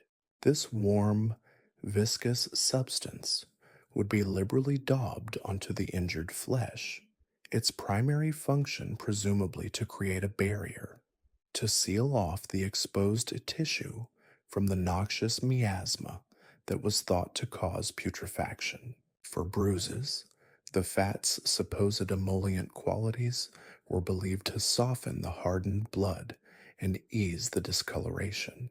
However, the efficacy of boiled pigeon fat in truly combating the rampant bacterial invaders that lurked in every wound was, to put it mildly, negligible. While it might have provided a comforting warmth and a physical barrier, it offered no antiseptic action. In fact, the very process of rendering and storing such fats without any understanding of microbial contamination meant that the healing fat itself could be a carrier of infection, introducing more pathogens than it deterred. The repeated application of this greasy concoction day after day could lead to the formation of a thick, unpleasantly odorous crust over the wound, a deceptively smooth surface that hid a seething cauldron of unseen destruction beneath. The patient endured not only the original pain, but the persistent, greasy discomfort of the application, the faint scent of rendered poultry clinging to them like a second skin, a constant reminder of the precarious battle being waged within their flesh. The concept of a poultice itself, while seemingly straightforward, a soft mass applied to the body to relieve soreness and inflammation, was elevated to an art form of astonishing and often terrifying complexity in medieval times. These were not mere applications of herbs and water. They were often elaborate concoctions designed to draw out impurities, to reduce swelling, to soothe pain, or to encourage the formation of healthy pus. Yes, healthy pus, for in the humoral system, the expulsion of corrupted humors was often a sign of healing. The ingredients ranged from the relatively benign, like barley flour or bread, to the decidedly more robust, such as onions, garlic, and mustard seeds, known for their drawing and irritant properties. Then there were the more exotic and frankly alarming additions. For feverish conditions, a poultice of lungwort, its spotted leaves said to resemble diseased lungs, might be applied to the chest, the belief being that it would draw the fever out of the afflicted organ. For skin ailments, a paste of pig's grease and mercury was sometimes prescribed, a treatment so toxic that its application could prove far more dangerous than the ailment it sought to cure.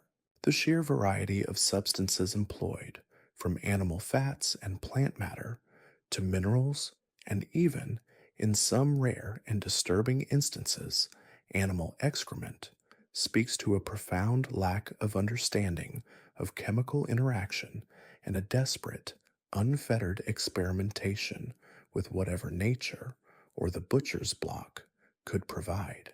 The preparation itself was a ritual, a careful blending of ingredients over a low flame, the aroma filling the apothecary's shop with a heady, often acrid perfume. This was a science of trial and error, of deeply ingrained tradition and whispered knowledge, passed down from master to apprentice, often embellished with the healer's own intuitions and observations. Consider the pervasive nature of pain, an unwelcome constant in so many lives. For those suffering from aches and pains that settle deep within the joints, or the throbbing agony of a festering wound, a poultice was often the primary recourse. One particularly persistent remedy involved the use of crushed mallow leaves, mixed with barley flour and sometimes sweetened with a touch of honey.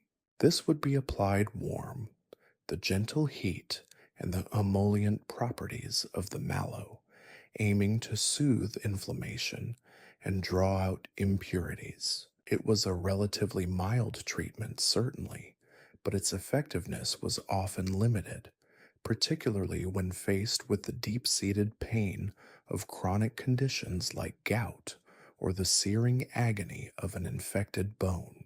When such remedies proved insufficient, the healers would resort to more potent and often more alarming ingredients. A common addition to poultices for persistent pain was the use of ground mustard seeds, their pungent oils known to cause a counter-irritation on the skin, a localized burning sensation that in theory distracted the body from the deeper ache. This application, however, was a double-edged sword. If left on for too long, or if the mustard was particularly potent, it could result in blisters, burns, and further inflammation, transforming a painful condition into a blistering, weeping wound. The patient would endure the stinging, the redness, and the subsequent oozing, all in the hope that the underlying pain would somehow recede, driven out by this forceful, often painful intervention. The lines between relief and further suffering were often blurred, the line between healing and harm perilously thin. The application of a poultice was not a passive act for the patient. It required a degree of endurance, a willingness to tolerate discomfort in the pursuit of eventual relief. The materials, often coarse and heavy, could be cumbersome and restrictive. The warmth, while sometimes soothing, could also become uncomfortably hot, especially if the poultice was applied directly from the heat of the preparation. And then there was the smell. A patient might find themselves swaddled in a damp, earthy smelling mass of herbs and grains, a smell that, while perhaps not overtly offensive, was certainly far from the invigorating scents of modern aromatherapy. It was the scent of the earth, of decay and renewal, a pungent reminder of the body's own messy organic processes. For particularly stubborn ailments, the poultice might be held in place with strips of rough linen bound tightly around the affected area. This further restricted movement, making sleep difficult, and the simple act of existing an exercise in patient endurance. The unhygienic nature of many of these applications meant that the poultice itself could become a source of irritation, its rough texture chafing against the skin, its dampness fostering the growth of mold and mildew, adding an unwelcome, musty odor to the already complex olfactory landscape of the sick room. The sheer variety of poultices employed speaks to the comprehensive, albeit often misguided, approach to healing. For skin conditions, like boils and carbuncles, the goal was to bring the offending lump to a head, to encourage it to rupture and release its corrupted contents. Here, ingredients with drawing properties were favored. A poultice of onions, baked until soft and then mashed with a bit of soap, was a common choice. The onions, with their sharp, sulfurous compounds, were believed to penetrate the skin and encourage the boil to mature. The soap, with its alkaline properties, was thought to help break down the surrounding tissue. The application of such a poultice, often warm and pungent, could be intensely uncomfortable, causing a burning sensation as the drawing agents worked their magic. The expectation was that the boil would eventually burst, releasing a stream of pus, a visible sign in the eyes of the medieval healer that the disease was being expelled. The subsequent cleaning of the wound, often with more herbs and perhaps a bit of wine or vinegar, would be followed by another application, this time to promote healing. A paste of honey and flour might be used, the honey being valued for its natural antibacterial properties, a fortunate coincidence in an era that did not understand microbiology. The persistence of pain was a constant companion for many. Aching muscles after a hard day's labor, the stiffening joints of aging, or the deep, gnawing pain of internal ailments all demanded attention. Poultices, therefore, were not just for acute injuries. They were a staple for managing chronic discomfort. For an aching back, a poultice of linseed, known for its mucilaginous properties that created a smooth, soothing paste, might be applied. Mixed with a little fenugreek, renowned for its anti-inflammatory qualities, and perhaps a touch of ginger for warmth, this concoction would be spread generously and covered. The heat retained by the linseed oil and the gentle warmth of the ginger were intended to relax the muscles and ease the stiffness. However, the effectiveness was often temporary, the relief a fleeting respite from the ongoing ache. The application would need to be repeated frequently, turning the patient's daily routine into a cycle of preparation, application, and removal of these comforting, yet often messy compresses. The sheer resilience of the human body, coupled with the dogged determination of medieval healers, is perhaps the most striking takeaway from these practices. Faced with ailments that modern medicine handles with relative ease, they employed a pharmacopoeia derived from every corner of their world, from the animal kingdom to the depths of the earth. The pigeon fat, the moss poultices, the onion and soap concoctions. These were not born of idle speculation, but of a desperate, yet often insightful, engagement with the natural world.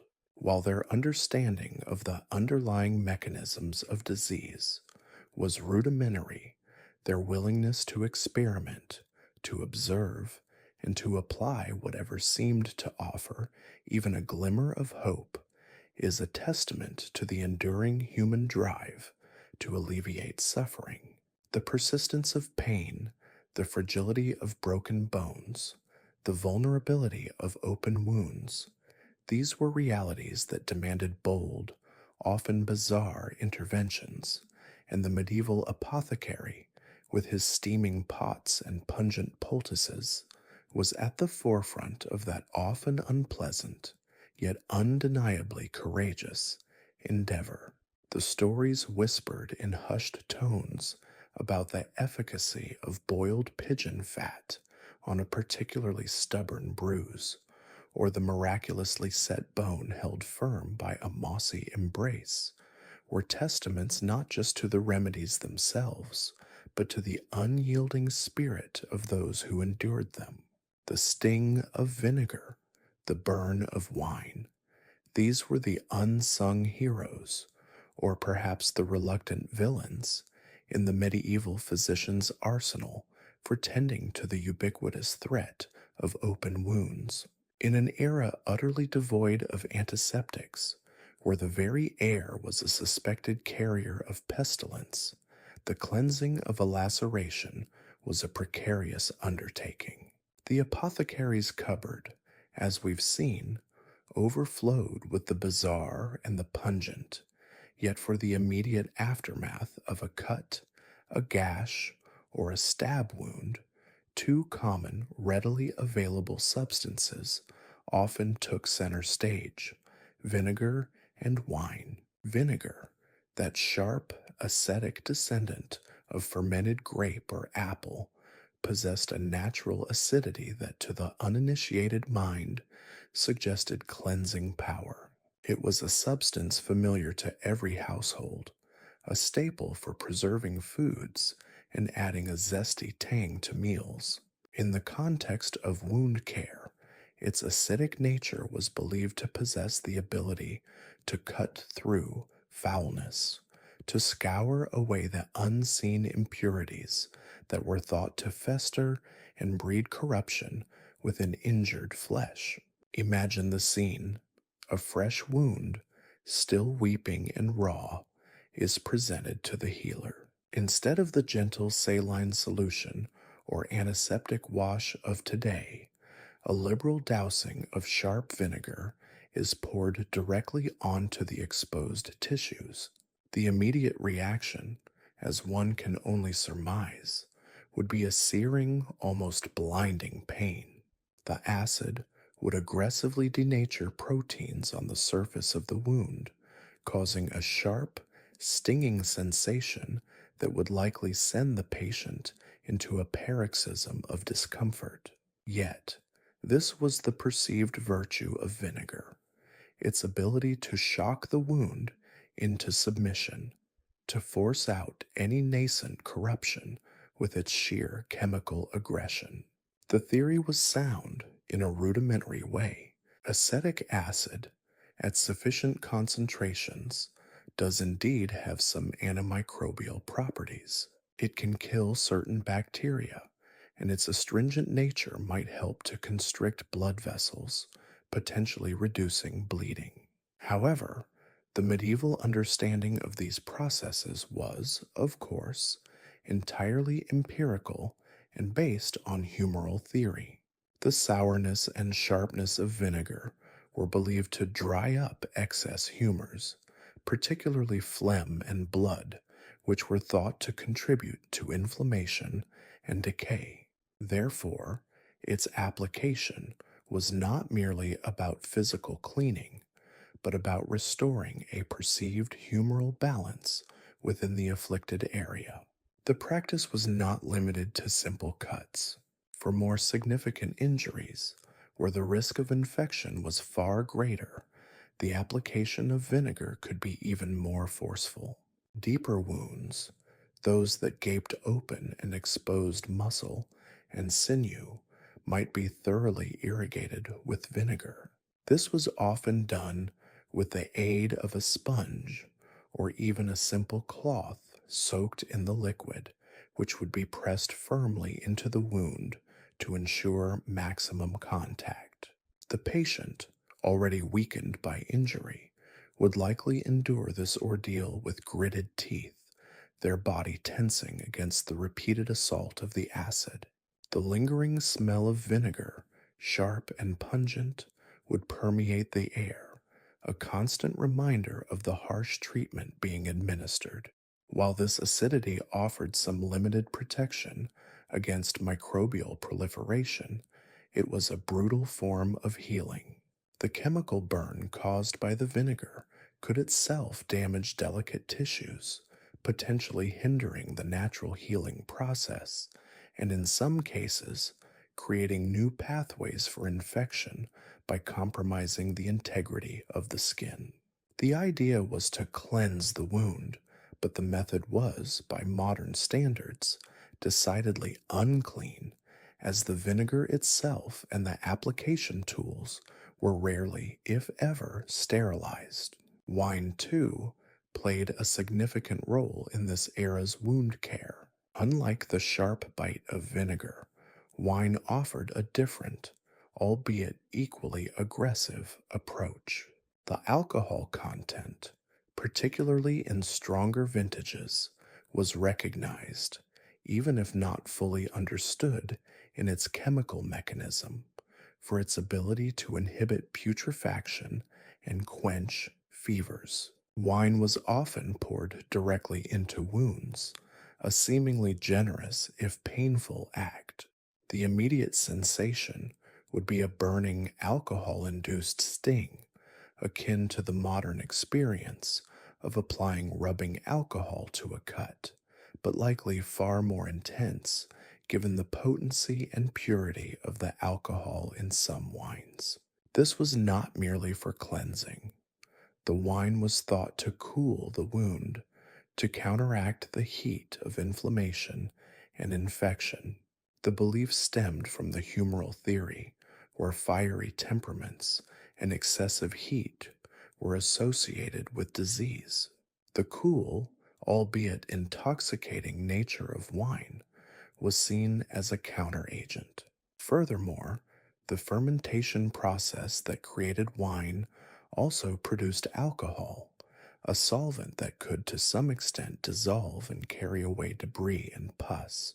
The sheer quantity of wine used could be substantial. A gaping wound might be flushed with cupfuls of the fermented beverage, the liquid pooling and then trickling away, carrying with it what little it could dislodge. This was often repeated, the patient subjected to repeated bouts of burning discomfort. The visual of wine being poured into a wound is particularly striking, evoking an image of a battlefield surgeon, perhaps, or a village healer tending to a fallen laborer.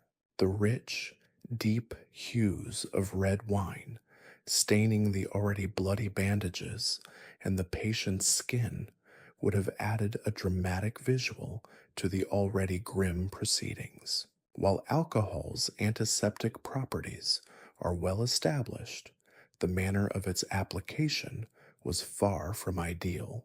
The sugar content in some wines and the presence of other organic compounds could potentially provide a medium for bacterial growth once the initial alcoholic effect wore off. Moreover, the lack of sterile application meant that the wine, drawn from barrels or skins, could itself be a source of contamination. The repeated application of wine could also have a drying effect on the skin and tissues, potentially leading to cracking and further irritation, ironically creating more avenues for infection. The medicinal properties attributed to wine extended beyond its alcoholic content. Certain wines were believed to be imbued with the qualities of the grapes from which they were made, or even the earth in which they grew. A robust red might be considered strengthening, while a lighter white could be thought to have a more purifying effect. This made the choice of wine a potentially complex one, with healers often opting for the strongest available, assuming that greater potency equated to greater efficacy. The practice of using wine in wound care was a clear example of early empirical observation colliding with deeply ingrained traditional beliefs. The recognition that alcohol could prevent decay and perhaps even kill tiny unseen organisms was a significant, albeit unarticulated, discovery.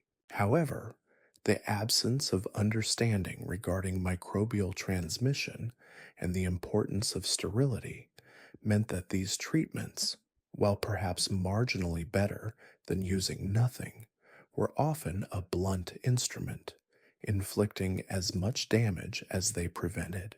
The pain associated with these applications cannot be overstated. Imagine the raw, exposed nerves of a wound meeting the potent sting of alcohol. It was a trial by fire, a visceral testament to the desperation for a cure in a world where infection was a relentless, often fatal specter. The rationale behind using both vinegar and wine, sometimes even in combination, reveals a fascinating, if flawed, understanding of the body's internal environment. Both substances were acidic or alcoholic, properties that were intuitively linked to cleansing and preservation. They were readily available, and their potent sensory characteristics, the sharp sting of vinegar, the burning warmth of wine, were interpreted as evidence of their medicinal power. Healers observed that wounds treated with these substances sometimes healed without the putrid decay that characterized untreated injuries. This observation, however, lacked the crucial understanding of the microscopic world that was yet to be discovered. They did not know that the bacteria they were inadvertently introducing with unsterilized tools or impure liquids were often more dangerous than the initial injury itself. The selection of wine for wound dressing was also influenced by its presence in religious rituals. Wine was symbolic of blood, of life, and its use in healing could be seen as a sacred act, invoking a higher power to aid in recovery. This spiritual dimension, while not directly impacting the biological outcome, certainly played a role in the patient's and healer's psychological approach to treatment. A patient who believed their wound was being treated with a divinely sanctioned substance might have a stronger will to survive, a belief that could, in itself, influence the healing process. The use of vinegar, on the other hand, was more grounded in its perceived drawing qualities. Its sharp, acidic nature was thought to pull out corrupted humors or poisonous elements from the wound. This was often combined with poultices, where the vinegar might be used to soak cloths that were then applied to the injured area. The vinegar, seeping into the tissues, was believed to work in tandem with the herbal ingredients of the poultice, enhancing their drawing power. The patient, therefore, might endure the sting of vinegar, followed by the potentially comforting warmth of a poultice, a complex regimen of discomfort aimed at a singular goal: expulsion of the disease. One can envision the scene in a medieval sick room, the air thick with the smell of herbs, sweat, and something sharp and acidic. The healer, perhaps a humble barber surgeon or a wise woman, would approach the patient with a mixture of gravity and practiced determination. The wound, perhaps a deep gash from a farming accident or a puncture wound from a stray animal's tooth, would be exposed. The healer might first attempt to remove any visible debris with a cloth, but the real work began with the liquids. The pouring of wine or the dousing with vinegar would elicit a cry from the patient, a visceral reaction to the potent chemicals meeting raw flesh. The immediate aftermath would be a period of intense burning and stinging, the body's natural response to such an invasion. Bandages, likely made of rough linen, would be soaked in the chosen liquid and applied to the wound, often held in place with tight bindings that further restricted movement and comfort. These bandages would be changed regularly, each change a renewed encounter with the painful reality of the treatment. The limited success of these methods is a testament to the resilience of the human body. While some wounds treated with vinegar or wine might have healed, it was often in spite of the treatment rather than because of it. The alcohol and acidity offered a marginal benefit in terms of microbial inhibition, but the lack of sterility, the damage to tissue, and the potential for further contamination meant that many patients still succumbed to infections. The stories that survived were likely those of relative success, the tales of agonizing treatments that ultimately led to recovery. The far more numerous instances of failure, of wounds that festered and led to gangrene or death, were often attributed to the inherent weakness of the patient or the unavoidable nature of the illness, rather than the shortcomings of the treatment itself. Consider the case of a deep stab wound, perhaps from a dropped knife during butchery or a defensive blow in a scuffle. The wound would be jagged, its edges torn, and potentially deep enough to involve muscle. The healer's first instinct might be to staunch any bleeding, perhaps with pressure or a cauterizing agent applied later if deemed necessary. But for cleansing, both wine and vinegar would be considered. If wine was chosen, it would be poured in, burning and stinging, its alcohol content attempting to sterilize the inner recesses of the wound. The patient would convulse with the pain, the muscles seizing up. The wound would be then dressed with wine-soaked cloths, creating a damp, alcohol-infused environment. This would need to be changed frequently, each dressing a painful repetition. If vinegar was chosen, the sensation would be even sharper, the acidity biting into the raw tissue. The goal would be to draw out any impurities that the wine might not have addressed. The combination of these aggressive treatments, while intended to heal, often left the patient in a state of extreme discomfort, their body battered by both the initial injury and the subsequent attempts at mending. The long-term consequences of such treatments were also a concern, though not fully understood. Repeated exposure to alcohol could lead to dryness and cracking of the skin, making it more vulnerable.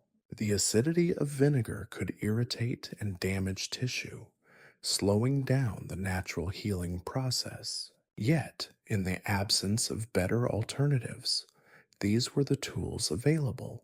The medieval healer was a pragmatist, using what they had at hand, guided by centuries of tradition and observation, however incomplete.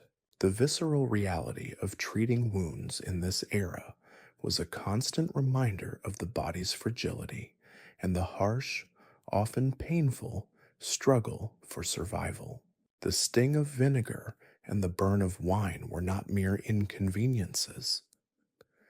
They were the sharp, acrid heralds of a desperate fight against an invisible enemy, a fight waged with the limited and often brutal resources of the time. The realm of medieval medicine, as we have begun to explore, was a curious and often grim tableau, a testament to both the ingenuity and the utter desperation of an era grappling with ailments it barely understood. We've seen the stinging application of vinegar and wine to open wounds, a crude but common attempt to ward off unseen enemies. But the body's internal landscape presented an even more daunting challenge, a hidden battlefield where humors flowed, blockages formed, and the very essence of health was believed to reside. To address these internal disturbances, medieval physicians employed a practice that, while perhaps less immediately searing than a blast of wine onto an open gash, was arguably more profoundly invasive and certainly more publicly humiliating: the enema. Forget the discreet, almost apologetic ministrations of modern medicine. In the medieval infirmary, the administration of an enema was often a performance, a spectacle of sorts, conducted with instruments that spoke of a certain proud, if perhaps misguided, craftsmanship. Chief among these was the notorious enema trumpet. Imagine, if you will, a contraption fashioned from polished brass, its length considerable, its form elegantly or perhaps alarmingly curved. This was no mere tube. It was an instrument of ceremony, a gleaming herald of internal intervention.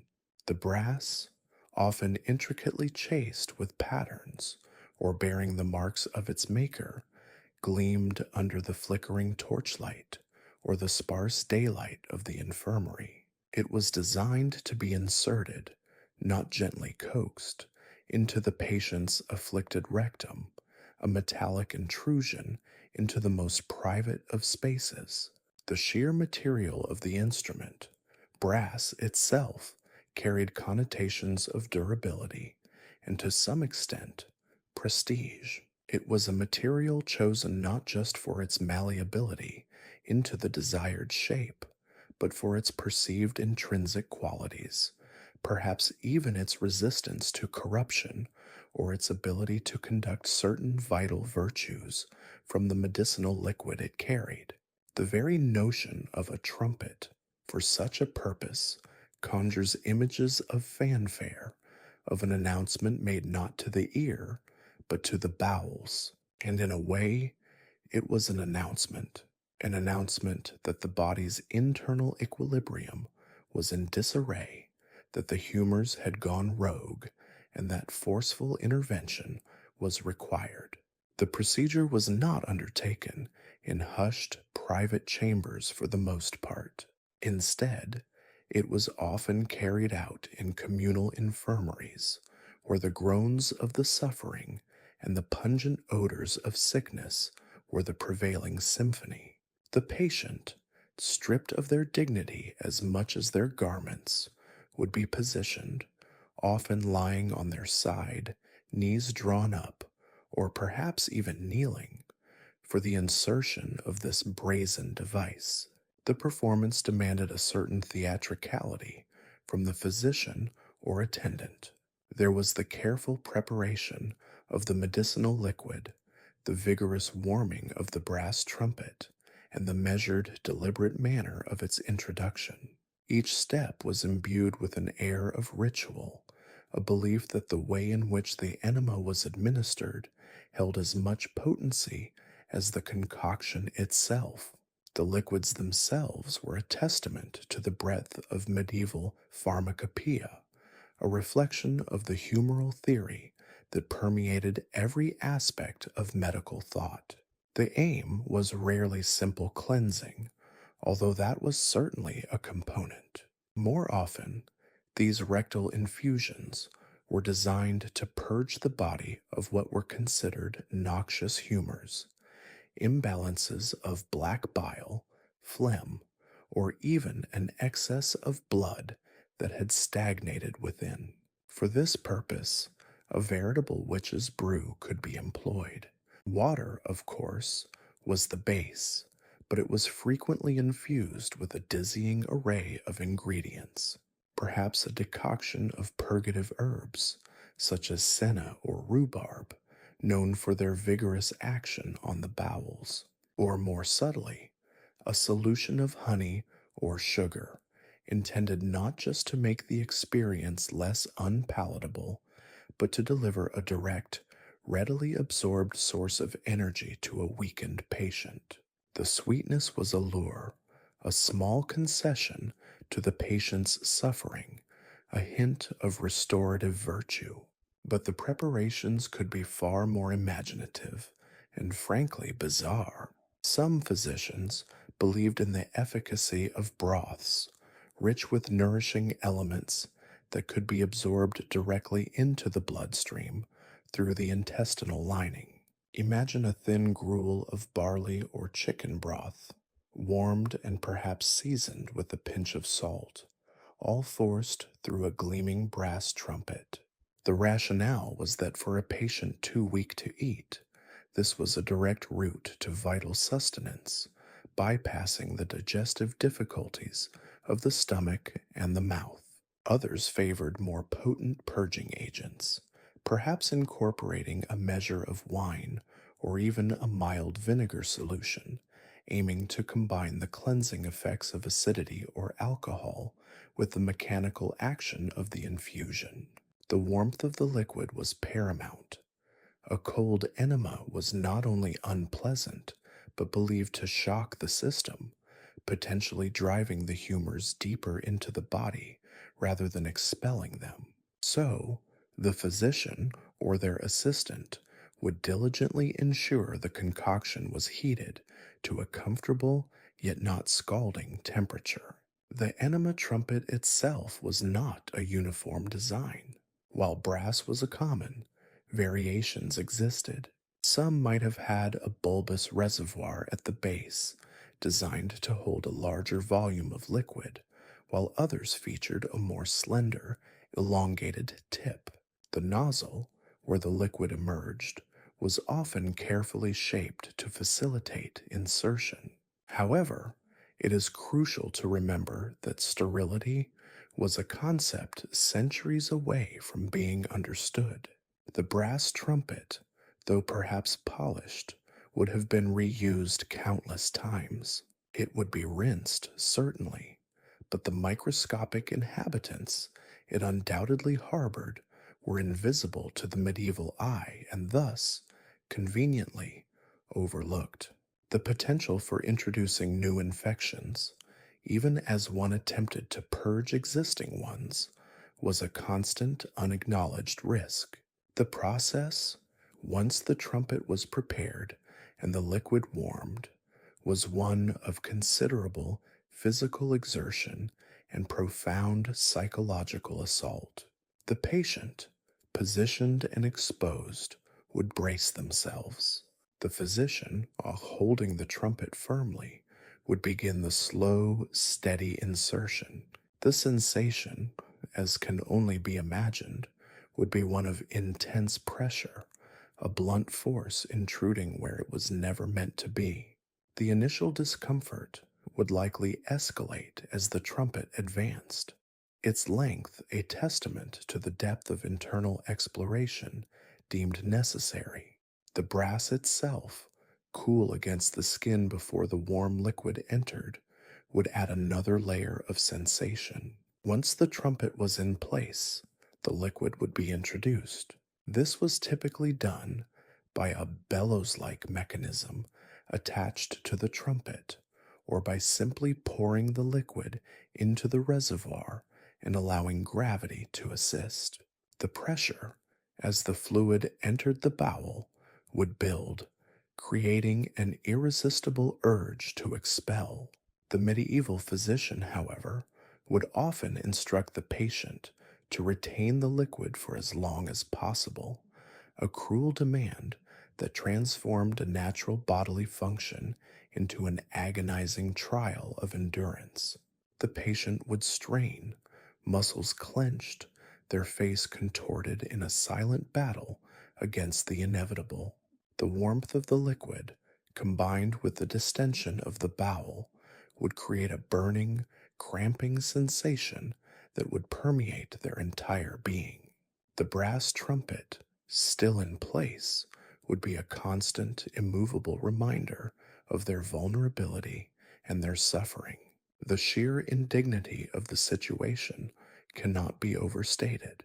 In an era where modesty was a highly prized virtue, particularly for women, to be subjected to such a procedure in front of others, other patients, attendants, perhaps even curious visitors, was a profound violation. Privacy was a luxury few could afford in the crowded, often unsanitary conditions of medieval hospitals and infirmaries. The sounds of the enema administration, the gurgling of the liquid, the straining breaths of the patient, the firm, often curt instructions of the physician would have become a familiar, albeit unpleasant, auditory backdrop to the lives of the sick.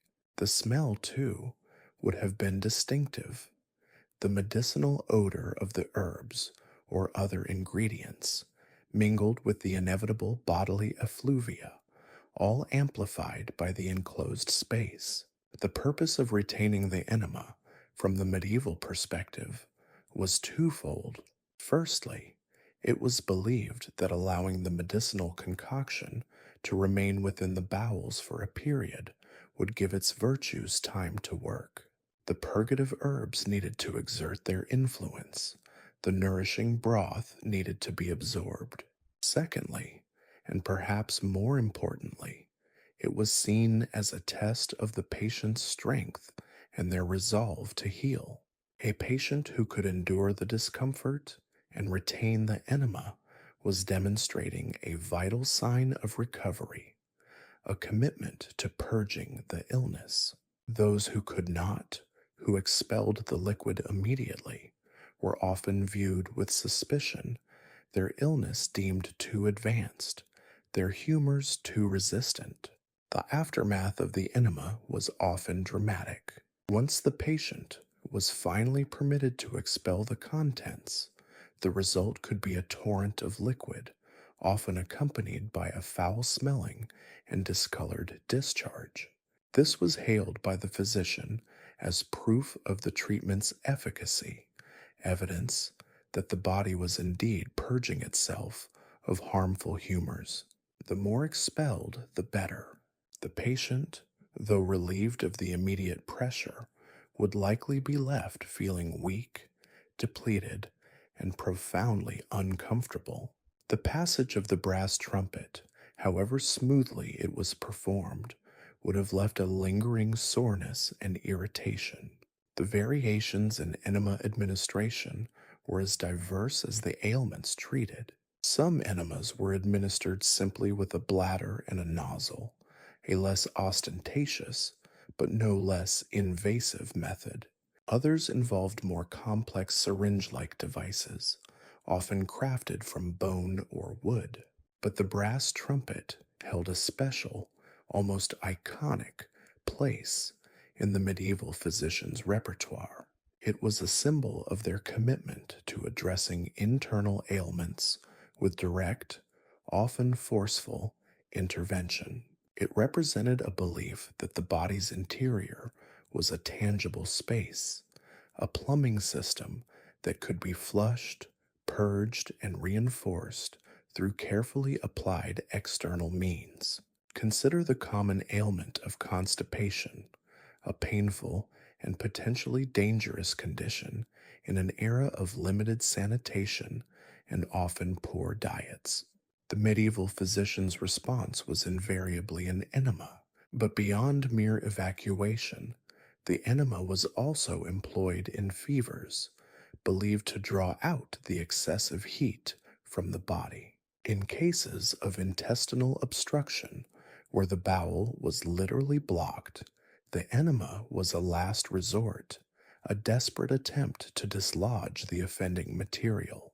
It was used to deliver medicines intended to be absorbed locally, such as remedies for anal fissures or hemorrhoids, though the efficacy of such localized treatment through such a circuitous route is questionable. It was also employed as a means of delivering clysters, viscous substances meant to lubricate and soothe, or perhaps even to introduce a medicinal vapor into the lower bowel. The sheer physical discomfort of these procedures, combined with the psychological toll of such public and intimate exposure, would have been immense. For a physician to insist on the use of a gleaming, elaborate brass trumpet, one can infer a certain arrogance, a belief in the sheer power and correctness of their methods, impervious to the patient's likely distress. It speaks to a medical philosophy that prioritized the perceived needs of the humoral system over the immediate comfort and dignity of the individual. The patient, whether a king in his chamber or a pauper in the common ward, was ultimately subjected to the same fundamental indignity, the same invasive intrusion, all in the name of humoral balance and the expulsion of unseen corruption. The brass trumpet, in its gleaming, intrusive presence, was a stark symbol of this era's approach to internal health, bold, unyielding, and often undeniably a baffling ordeal. The medieval hospital, a sanctuary of sorts for the wretched and the afflicted, was a place where the earthly realm of sickness bled into the divine. To step across its threshold was to enter a world governed by prayer mats and flickering candles as much as by poultices and remedies. These were not the gleaming temples of modern medicine, designed for sterile efficiency and rapid recovery. Instead, they were often sprawling, echoing structures, more akin to overcrowded monasteries or vast communal dormitories than the specialized care facilities we envision today. Run predominantly by religious orders, monks, nuns, and various charitable brotherhoods, their primary mission was rooted in spiritual solace and the corporal alleviation of suffering, often viewed through the lens of divine will and the promise of an afterlife. Imagine, if you will, a grand hall, perhaps once a secular manor or a converted barn, was now filled with the low murmur of chanted prayers and the rustle of straw-filled pallets. The air, thick with the cloying scent of incense, battling the ever-present odor of sickness, sweat, and unwashed bodies, was a palpable entity. Rows upon rows of beds, or more commonly, simple pallets laid directly on the floor, stretched out into the dim light, filtering through narrow, often unglazed windows. These were not individual wards, nor were there partitions to afford even a semblance of privacy. Patients, strangers bound by shared misery, lay shoulder to shoulder, sometimes even sharing a single, meager mattress, the boundary between one suffering soul and the next a mere breath. a shared exhalation of fevered breath. The concept of hygiene as we understand it was a distant, almost alien notion. While basic cleanliness might have been attempted, the occasional airing of bedding, the sweeping of floors, the washing of hands before attending to patients, it was a constant, losing battle against overwhelming odds.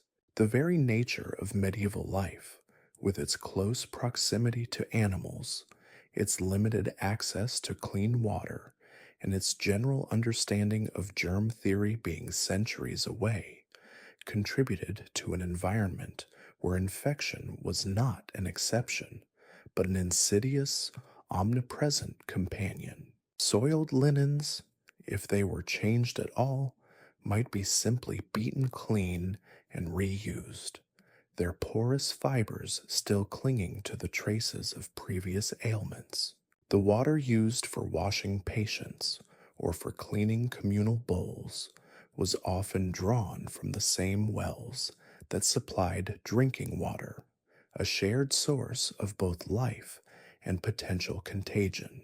The spiritual aspect of healing was paramount, often eclipsing any purely medical intervention. For many in these hospitals, the primary purpose was to offer a safe harbor for those who could no longer care for themselves, be they the infirm, the elderly, the destitute, or those suffering from chronic, incurable conditions.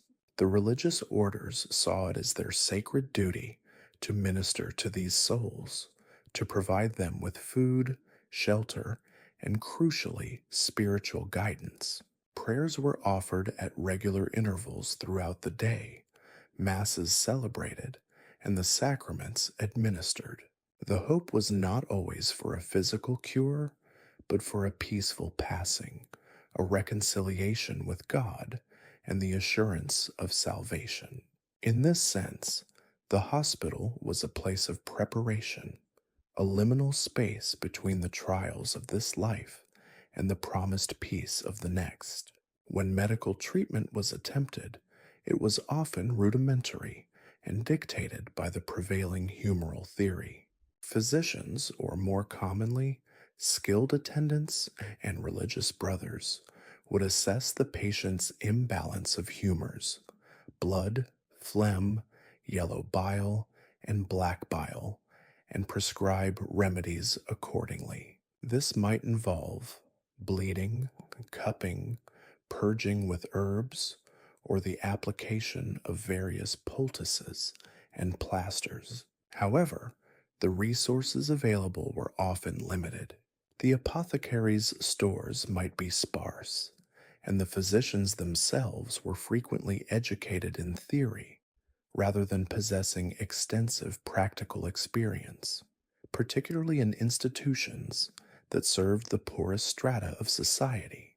The skilled barber surgeons, who often possessed a more hands-on approach to wound care and simple procedures, were not always readily available or affordable for the hospital's clientele.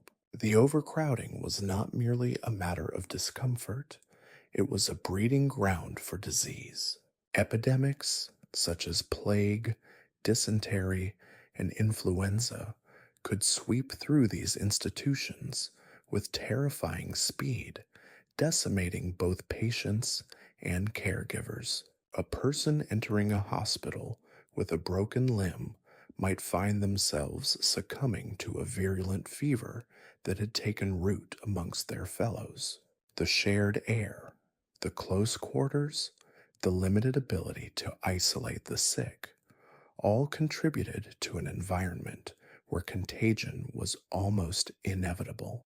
The very act of seeking refuge could paradoxically expose one to greater peril. Consider the case of a fevered patient, his body racked by chills and burning heat. He is brought to the hospital, perhaps by a concerned family member who can no longer tend to him, or simply found wandering and unable to care for himself. He is laid upon a pallet, his clothes stripped away, replaced by a simple, rough linen shift that offers little comfort. Beside him, perhaps only a foot away, lies another soul, coughing incessantly, his breath a wheeze that carries the unseen agents of his own affliction. The air, stirred by the passage of attendants and the occasional gust of wind from an open window, circulates not just air, but microscopic particles, carrying the invisible seeds of illness from one weary body to the next. The rituals of care were often as much about presentation and spiritual appeasing as they were about efficacy. A physician might arrive, clad in his somber robes, to examine a patient. He would feel the pulse, observe the tongue, perhaps ask a few perfunctory questions, his mind already cataloging the imbalance of humors that must be corrected. The remedies prescribed might be steeped in tradition, their origins lost in the mists of time, passed down from master to apprentice as unquestionable truths. A decoction of herbs, a carefully measured dose of a purgative, a bloodletting, each administered with a solemnity that suggested a deep understanding of the body's intricate workings, even when that understanding was fundamentally flawed. The experience of the patient within these walls was a tapestry woven with threads of hope, despair, and a profound resignation to fate. For some, the hospital offered the only available care, a chance to escape the rigors of poverty or the inability of family to provide. For others, it was a final destination, a place to await death with the semblance of religious comfort. The sounds that filled these halls were varied: the whispered prayers of the devout, the anguished cries of the suffering, the rhythmic chanting of the religious sisters, the dull thud of a physician's staff on the floor, the rustle of straw as someone shifted on their pallet, the distant toll of a church bell marking the passage of time, each chime a reminder of eternity. The very architecture of these hospitals often reflected their dual nature as places of shelter and spiritual devotion. Many were built around a central courtyard where patients might be brought to sit in the sun, breathing in the relatively cleaner air and perhaps finding a moment of respite from the close confines of the indoor wards. Chapels were often integrated into the complex, their soaring arches and stained glass windows a stark contrast to the humble, often squalid conditions of the living quarters. The bells of these chapels would ring out the hours for prayer, a constant melodic reminder of the spiritual dimension that permeated every aspect of life and death within the hospital walls. Beyond the immediate sick, these institutions also served as places of refuge for those deemed incurable or permanently infirm. The elderly who had no one to care for them, the disabled who could no longer work, the chronically ill who were beyond the reach of even the most potent remedies, these individuals often found a permanent home in the hospital. They became part of the fabric of the institution, their presence a constant reminder of the fragility of human life and the necessity of communal support. Some might even contribute in small ways, assisting with simple tasks or offering comfort to newly arrived patients, their own afflictions lending them a unique empathy. The communal nature of these hospitals meant that social strata, while still present, were often blurred by the overwhelming equalizer of illness. A nobleman's disgraced son, fallen on hard times, might find himself sharing a pallet with a farmer's wife suffering from consumption, while the physician might carry more deference for a patient of higher birth. The fundamental realities of sickness, the pain, the fever, the weakness, were universal. The shared experience of suffering, in its rawest form, could forge unexpected bonds between individuals who, in the wider world, would never have crossed paths. The food provided, though often meager, was a vital part of the hospital's offering. Gruels, thin broths, and coarse bread were the staples, supplemented by seasonal vegetables, or, on rare occasions, a small portion of meat. While not a feast, it represented a guaranteed source of sustenance for those who would otherwise starve. The preparation and distribution of this food were often managed by the religious orders, a tangible act of charity that sustained the body as prayer sustained the spirit. The ritual of communal meals, even in their simplicity, provided another point of social connection, a brief interlude where the rigors of illness might be momentarily forgotten in the shared act of eating.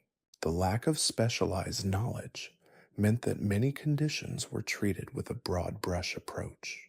A wound that might today be treated with antibiotics and meticulous cleaning could, in a medieval hospital, be subjected to cauterization, herbal poultices, or simply left to heal naturally.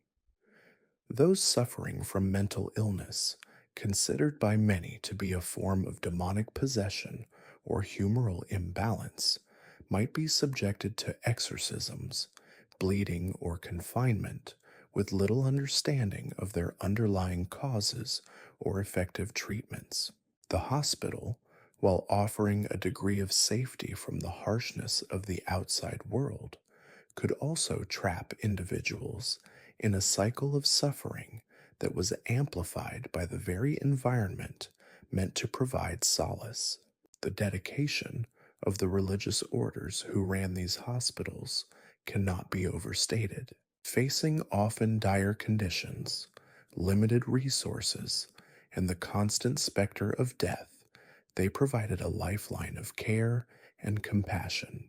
Their vows of service extended to the most vulnerable, and their work was a testament to a profound belief in the sanctity of every human life, regardless of its earthly condition.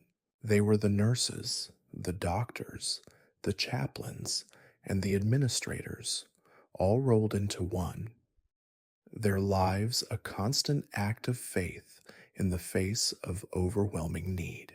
Yet, despite their best efforts, the inherent limitations of the era's understanding of medicine and public health meant that medieval hospitals, while offering a beacon of hope, were also places where pain, contagion, and mortality were inescapable realities.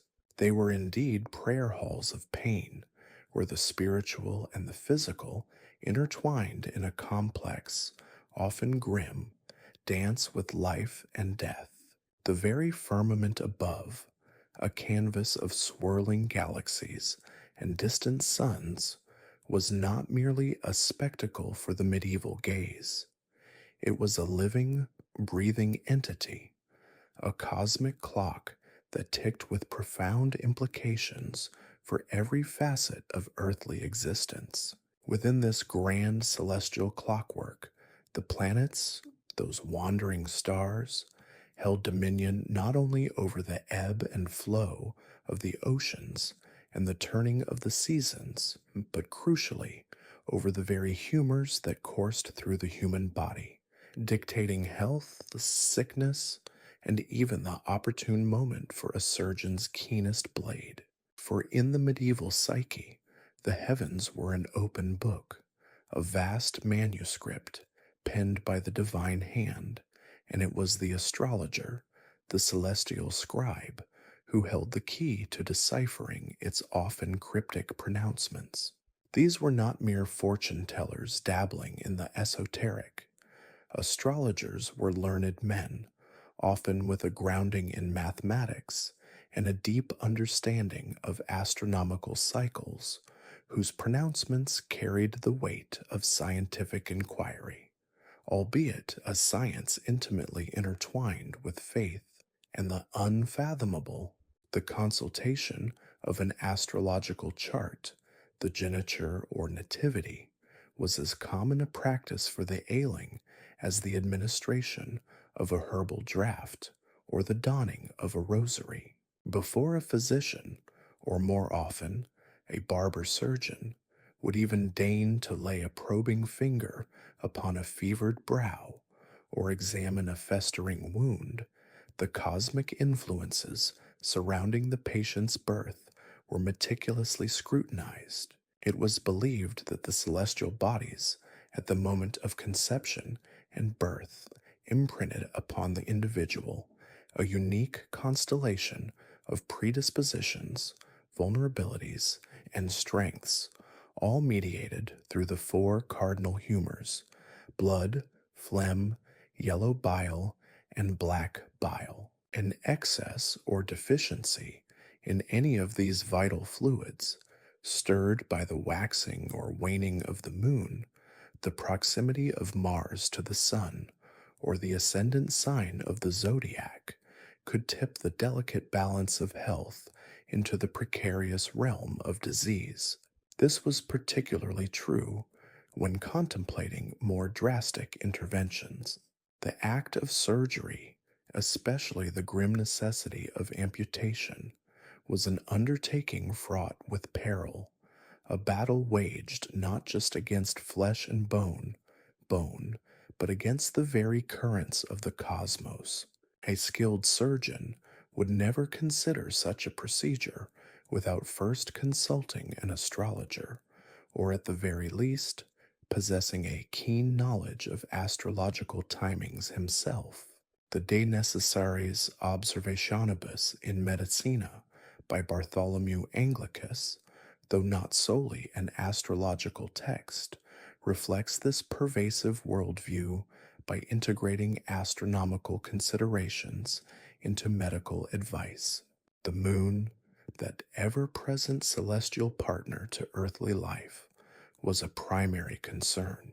It was generally agreed that operating during a waning moon was preferable, as the body, like nature, was thought to be contracting, less prone to excessive bleeding or the opening of the body to harmful influences.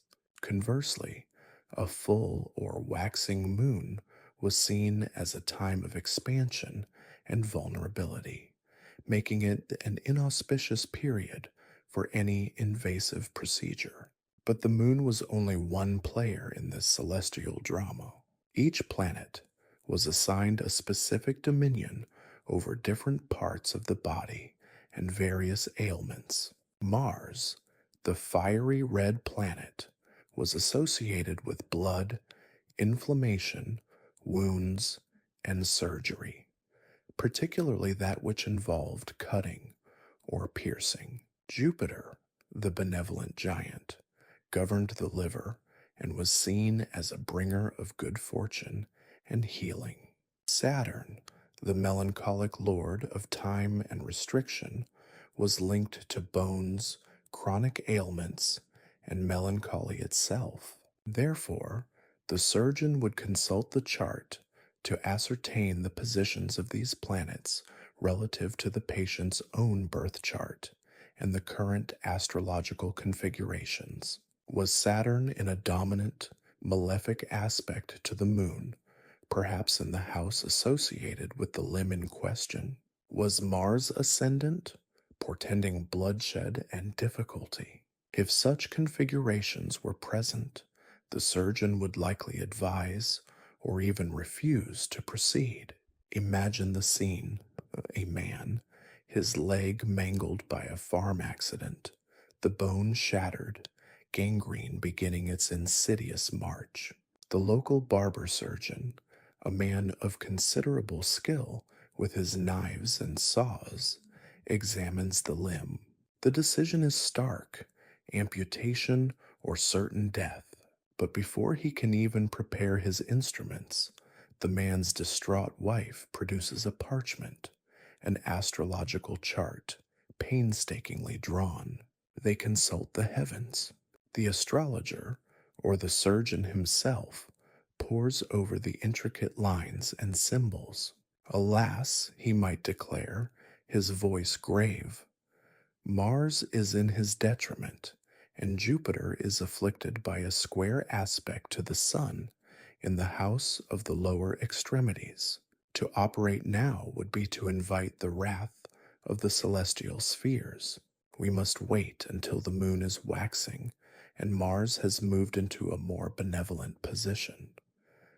The patient, in agony, is denied immediate relief. The gangrene continues its inexorable creep, the infection spreads, and what might have been a difficult but survivable operation becomes an impossibility. The patient's fate sealed not by the surgeon's skill, but by the perceived caprice of distant, impassive stars. This adherence to astrological timing was not merely a matter of superstition, it was deeply embedded in the medical ethos of the time. Theurgical principles, the idea that divine will and celestial influence played a direct role in earthly affairs, were widely accepted. To disregard astrological signs would be akin to an act of impiety, a refusal to acknowledge the divine order. Furthermore, the prevailing understanding of the body as a microcosm reflecting the macrocosm meant that celestial events were seen as having a direct, tangible impact on human physiology. The tides of blood within the body were believed to be influenced by the moon, just as the tides of the ocean were. Therefore, it was logical to assume that other planetary influences would similarly affect the humors and the body's ability to heal. This practice extended to even more mundane, yet critical aspects of medical care.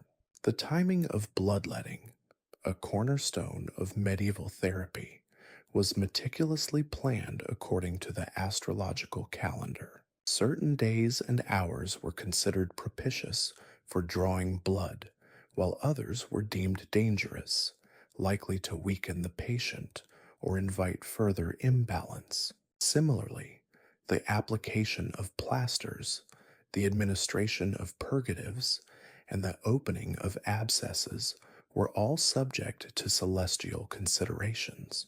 If a patient presented with a wound that required lancing, and the astrological conditions were deemed unfavorable, the surgeon might choose to administer a poultice of herbs and wait, even if the delay meant increased pain and a higher risk of infection. The rationale was that by aligning the procedure with the benevolent forces of the cosmos, the healing process would be smoother, more effective, and less fraught with peril. The consequences of these astrological dictates could be dire. A patient suffering from an acutely infected wound or a limb severely compromised by disease might find their lifeline of treatment delayed by weeks, even months, as they awaited a more favorable celestial alignment. This delay was not a mere inconvenience, it was a gamble with life and death. In an era before antibiotics, a localized infection could rapidly escalate into a systemic, life-threatening condition. The very gangrene that necessitated amputation could spread its necrotic tendrils further up the limb, poisoning the bloodstream and rendering the patient unsalvageable, all while the surgeon patiently awaited a propitious alignment of Mars and Jupiter. Consider the historical accounts, fragmented and often biased, that hint at such practices. While direct, explicit records detailing a surgeon refusing a life-saving amputation due to astrology might be scarce, such decisions often being matters of professional judgment and implicit understanding within the medical community. The pervasive influence of astrology in all aspects of medieval life makes it an undeniable factor. Medical texts of the era, such as those compiled by authors like Nicolaus Copernicus, whose early career involved medical applications of astrology, or later interpretations of Hippocratic and Galenic principles, frequently incorporated astrological recommendations. The Canons of Medicine by Avicenna, a foundational text in medieval Islamic and European medicine, also acknowledged the influence of celestial bodies on health and the timing of treatments. The concept of critical days in illness, a notion dating back to Hippocrates and further elaborated by Galen, was deeply intertwined with astrological understanding. These critical days, periods when the patient's condition was thought to take a decisive turn for better or worse, were often linked to lunar phases and planetary cycles. If an amputation were to fall on such a critical day, or if the astrological predictions for that day were grim, the surgeon's hesitation would be amplified. The patient's body was not viewed as an isolated biological system, but as an integral part of a grand, interconnected cosmic order, and any intervention had to be harmonized with that order. The education of a medieval physician or surgeon involved not only the study of anatomy, albeit rudimentary by modern standards, and the theories of humoral pathology, but also a significant component of astrology. Students learned to cast charts, interpret planetary influences, and understand the specific days and times deemed auspicious or inauspicious for various medical procedures. This was not an optional add on, it was an essential part of their professional armamentarium, a tool as vital as the scalpel or the purging potion. The ability to accurately predict and navigate these celestial currents was a mark of a learned and competent practitioner. The amputation itself, when it was finally deemed astrologically permissible, was a brutal affair. The patient, often conscious, would be strapped down, their limbs secured. The surgeon, having consulted his charts and prepared his instruments, perhaps heated to sterilize them, though the understanding of germ theory was absent, would commence. The saw would bite into bone, the pain excruciating, the bleeding profuse. The stump would then be cauterized, often with a searing hot iron, a crude yet effective method of stopping hemorrhaging and sealing the wound. The hope was that the favorable astrological timing would see the patient through this ordeal, aiding in the subsequent healing and minimizing the risk of infection. Yet, even with the best celestial omens, the reality of post-operative care was grim. The risk of infection remained astronomically high, and the patient's survival often depended as much on their own constitution and the limited palliative care available as on the alignment of distant stars. This reliance on astrology, while appearing bizarre and even cruel to our modern sensibilities, was a logical extension of the medieval worldview. It offered a framework for understanding a universe that was often perceived as chaotic and unpredictable. By attributing control to celestial bodies and by developing a system for interpreting their influence, individuals sought to impose order upon the inherent uncertainties of life, particularly the profound uncertainty of illness and death. The astrologer and the surgeon, working in concert, were not simply trying to heal a body. They were attempting to navigate the divine will as revealed in the heavens, ensuring that their earthly interventions were in harmony with the cosmic plan. The amputee, waiting for Mars to move out of conjunction with Saturn, was not merely a victim of a medical delay. They were a soul caught in the complex, awe inspiring, and often terrifying intersection of human frailty and celestial grandeur. The raw reality of their pain was amplified by the abstract, yet powerfully influential dictates of a universe that watched, impassive, from its distant, starry throne.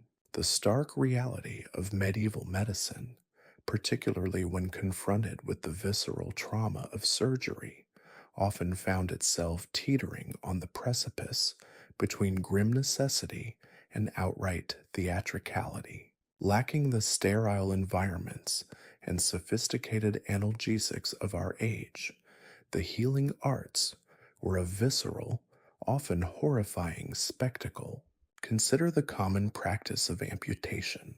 When a limb was irrevocably damaged, crushed by a runaway cart, or gnawed by the insidious rot of gangrene, the only recourse was often the saw. But this was no sterile clinical procedure. It was a brutal ballet of pain and blood, performed with a raw efficiency born of desperate experience. The patient, typically conscious, for anesthesia was a distant dream, would be firmly restrained. The surgeon, or more commonly the barber surgeon, a man whose skills extended from a trim beard to a life-saving cut, would approach with instruments that were, by modern standards, rudimentary and often far from sterile. Heated blades and cauterizing irons were the preferred methods for staunching the arterial flood that inevitably followed the bone severance. The searing agony of hot iron pressed against raw flesh was the immediate and often the only post-operative pain management. Yet, within this brutality, a strange form of dark humor could emerge. The sheer, almost absurd resilience required to endure such an ordeal, the stoic, or not so stoic, groans and curses, the grim determination etched on the faces of both patient and practitioner, painted a picture of human endurance that was both appalling and in its own way darkly compelling. It was a performance, albeit one dictated by the cruelest of scripts, where the audience was the terrified onlookers, and the prize was the slim chance of survival. This blend of the ghastly and the theatrical extended to the pharmacopoeia of the era. When faced with ailments that defied even the most zealous bleeding or purging, physicians would turn to remedies that to our modern eyes seem to have sprung from the fevered imaginings of a mad alchemist. Burns, those agonizing skin-searing wounds, might be treated with a poultice of snail slime. The logic, if one could call it that, was that the slime's viscosity might offer some soothing or protective quality, a concept not entirely alien to our own use of certain gels. Yet, imagine the sheer, unadulterated creepiness of applying a viscous, mucousy substance collected from garden pests to an open, burning wound, or consider the pervasive belief in the power of unicorn horn, more likely narwhal tusk, a valuable commodity traded across continents for detoxification. The mystique surrounding this purportedly mythical creature, whose horn was believed to neutralize poisons, lent an almost magical aura to its administration. Powdered and dissolved in water or wine, it was the medieval equivalent of a detox tea, albeit one imbued with the potent symbolism of purity and power. The patient, perhaps suffering from a vague malaise, a suspected poisoning, or simply a general lack of vitality, would ingest this potent powder their faith in its efficacy, and in the lore that surrounded it, an essential ingredient in the healing ritual.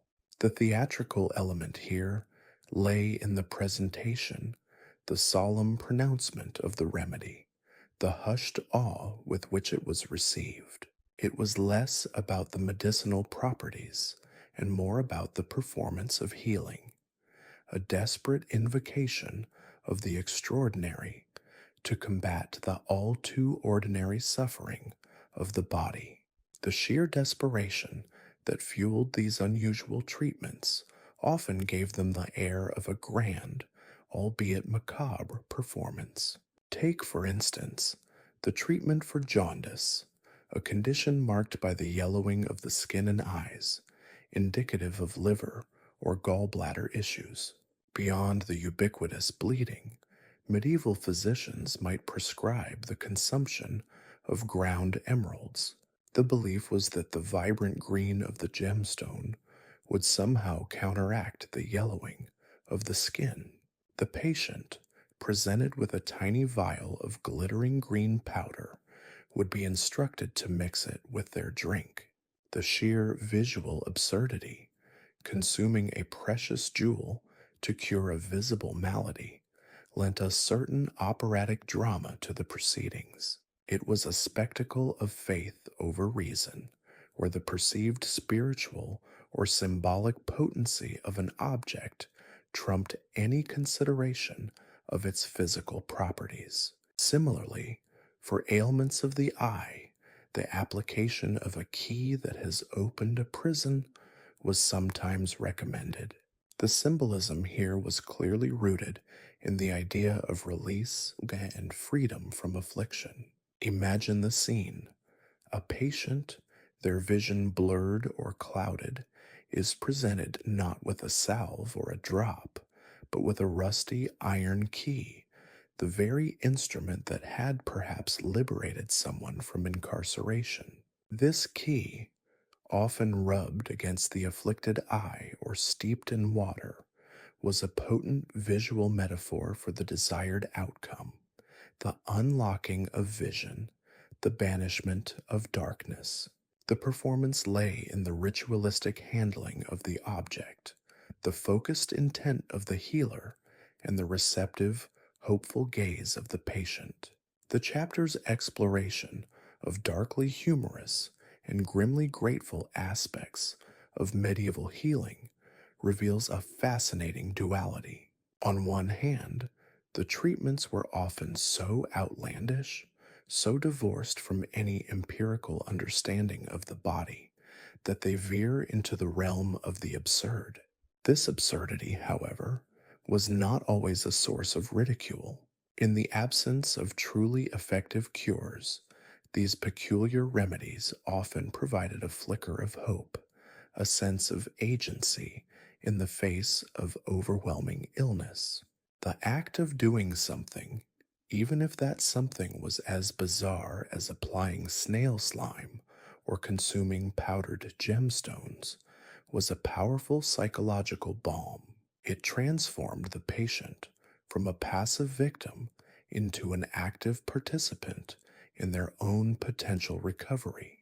The performance of healing, with its rituals, its strange ingredients, and its dramatic pronouncements, offered a kind of catharsis.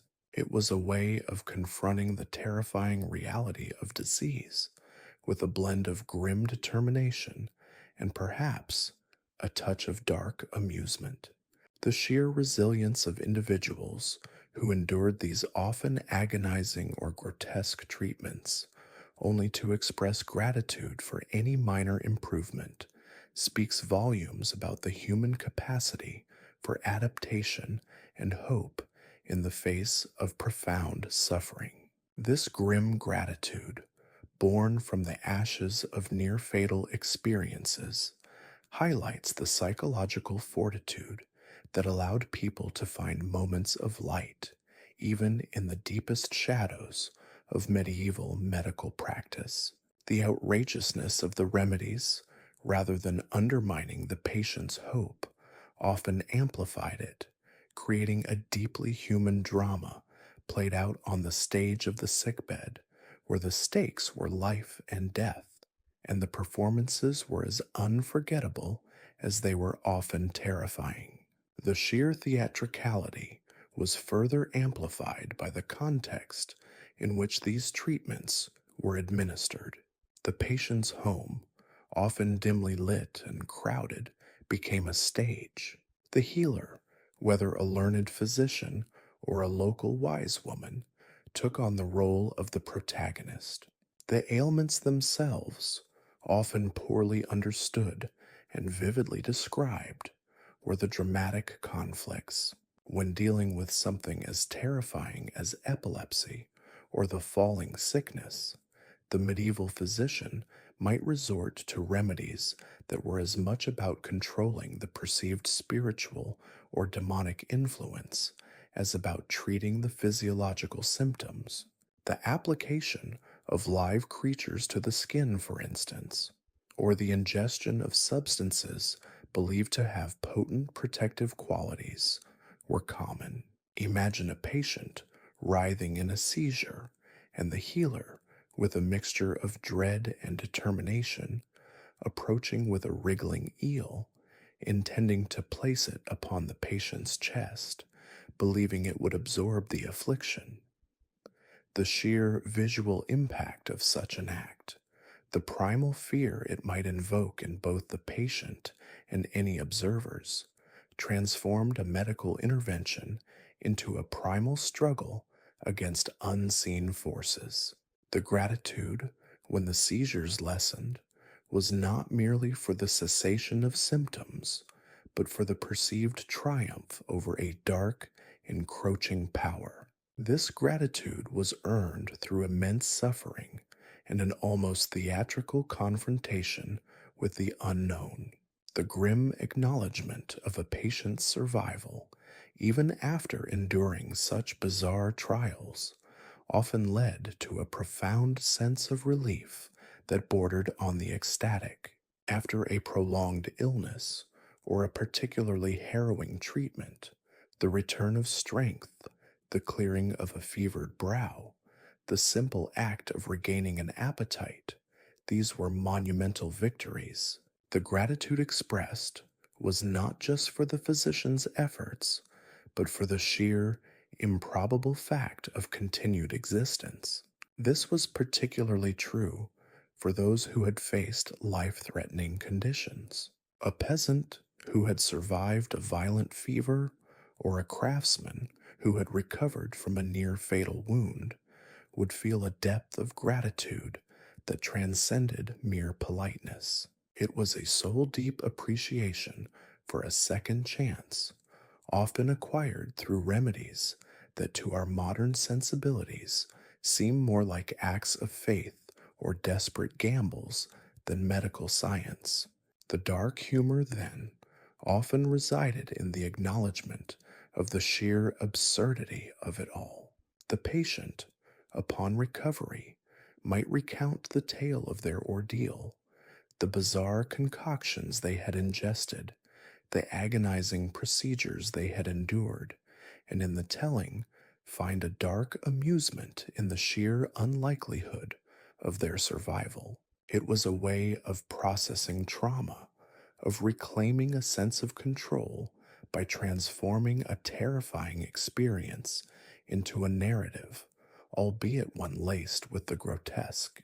Consider the example of the sweating sickness, a mysterious and terrifying plague that swept through Europe in the 15th and 16th centuries.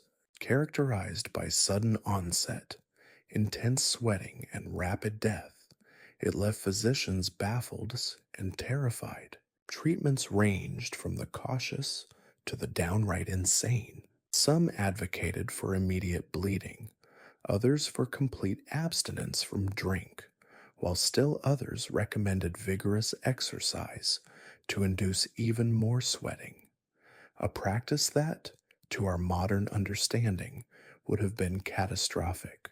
Imagine a physician faced with a patient already drenched in sweat and rapidly fading, advising them to exercise. The sheer cognitive dissonance, the grim determination to do something, even when that something was demonstrably harmful, highlights the desperate, performance driven nature of medieval healing. Yet, for those who miraculously survived such a plague, their gratitude would have been immense. The recovery, after being on the brink of death, was not attributed solely to the physician's skill, but to a complex interplay of divine intervention, the patient's own resilience, and perhaps, just perhaps, the bizarre efficacy of a universally accepted but ultimately nonsensical treatment. The humor, in this context, would be a nervous, self deprecating acknowledgement of how close they had come to the grave, and how utterly baffling the means of their salvation had been. The grateful survivor, still weak but alive, might even share a dark chuckle with their healer about the absurdity of their shared ordeal, a grim solidarity forged in the crucible of a near death experience. The gratitude for survival was not always a quiet, internal affair. It could manifest in public displays, in fervent prayers of thanksgiving, and in the sharing of miraculous recovery stories. These narratives, often embellished with each retelling, served to bolster the reputation of healers and to reinforce the belief that even in the face of overwhelming odds, recovery was possible. The dark humor would often accompany these retellings. A patient who had endured the infamous cure for plague, a concoction involving the blood of a pigeon or the application of frog poultices to the buboes, might recount the experience with a grim smile, acknowledging the sheer unpleasantness of the remedy while celebrating its purported effectiveness. The survival itself became a form of dark comedy, a testament to the human capacity to endure the utterly ridiculous in the pursuit of life. The gratitude, in these instances, was a complex emotion, tinged with the memory of suffering and the profound relief of having escaped it.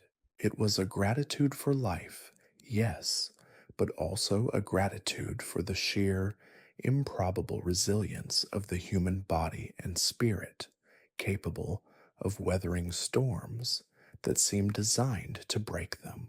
The act of healing in this light was not just a scientific or spiritual endeavor. It was a grand, often terrifying, theatrical production where survival was the ultimate darkly humorous triumph.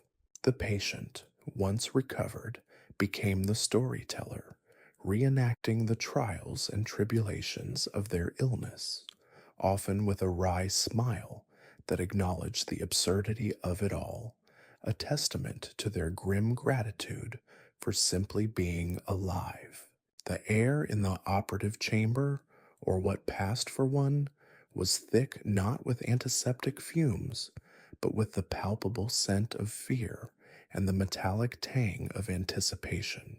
Without the merciful oblivion offered by ether or chloroform, the medieval surgeon's greatest, and indeed only readily available anesthetic, was the raw, unadulterated scream of the patient.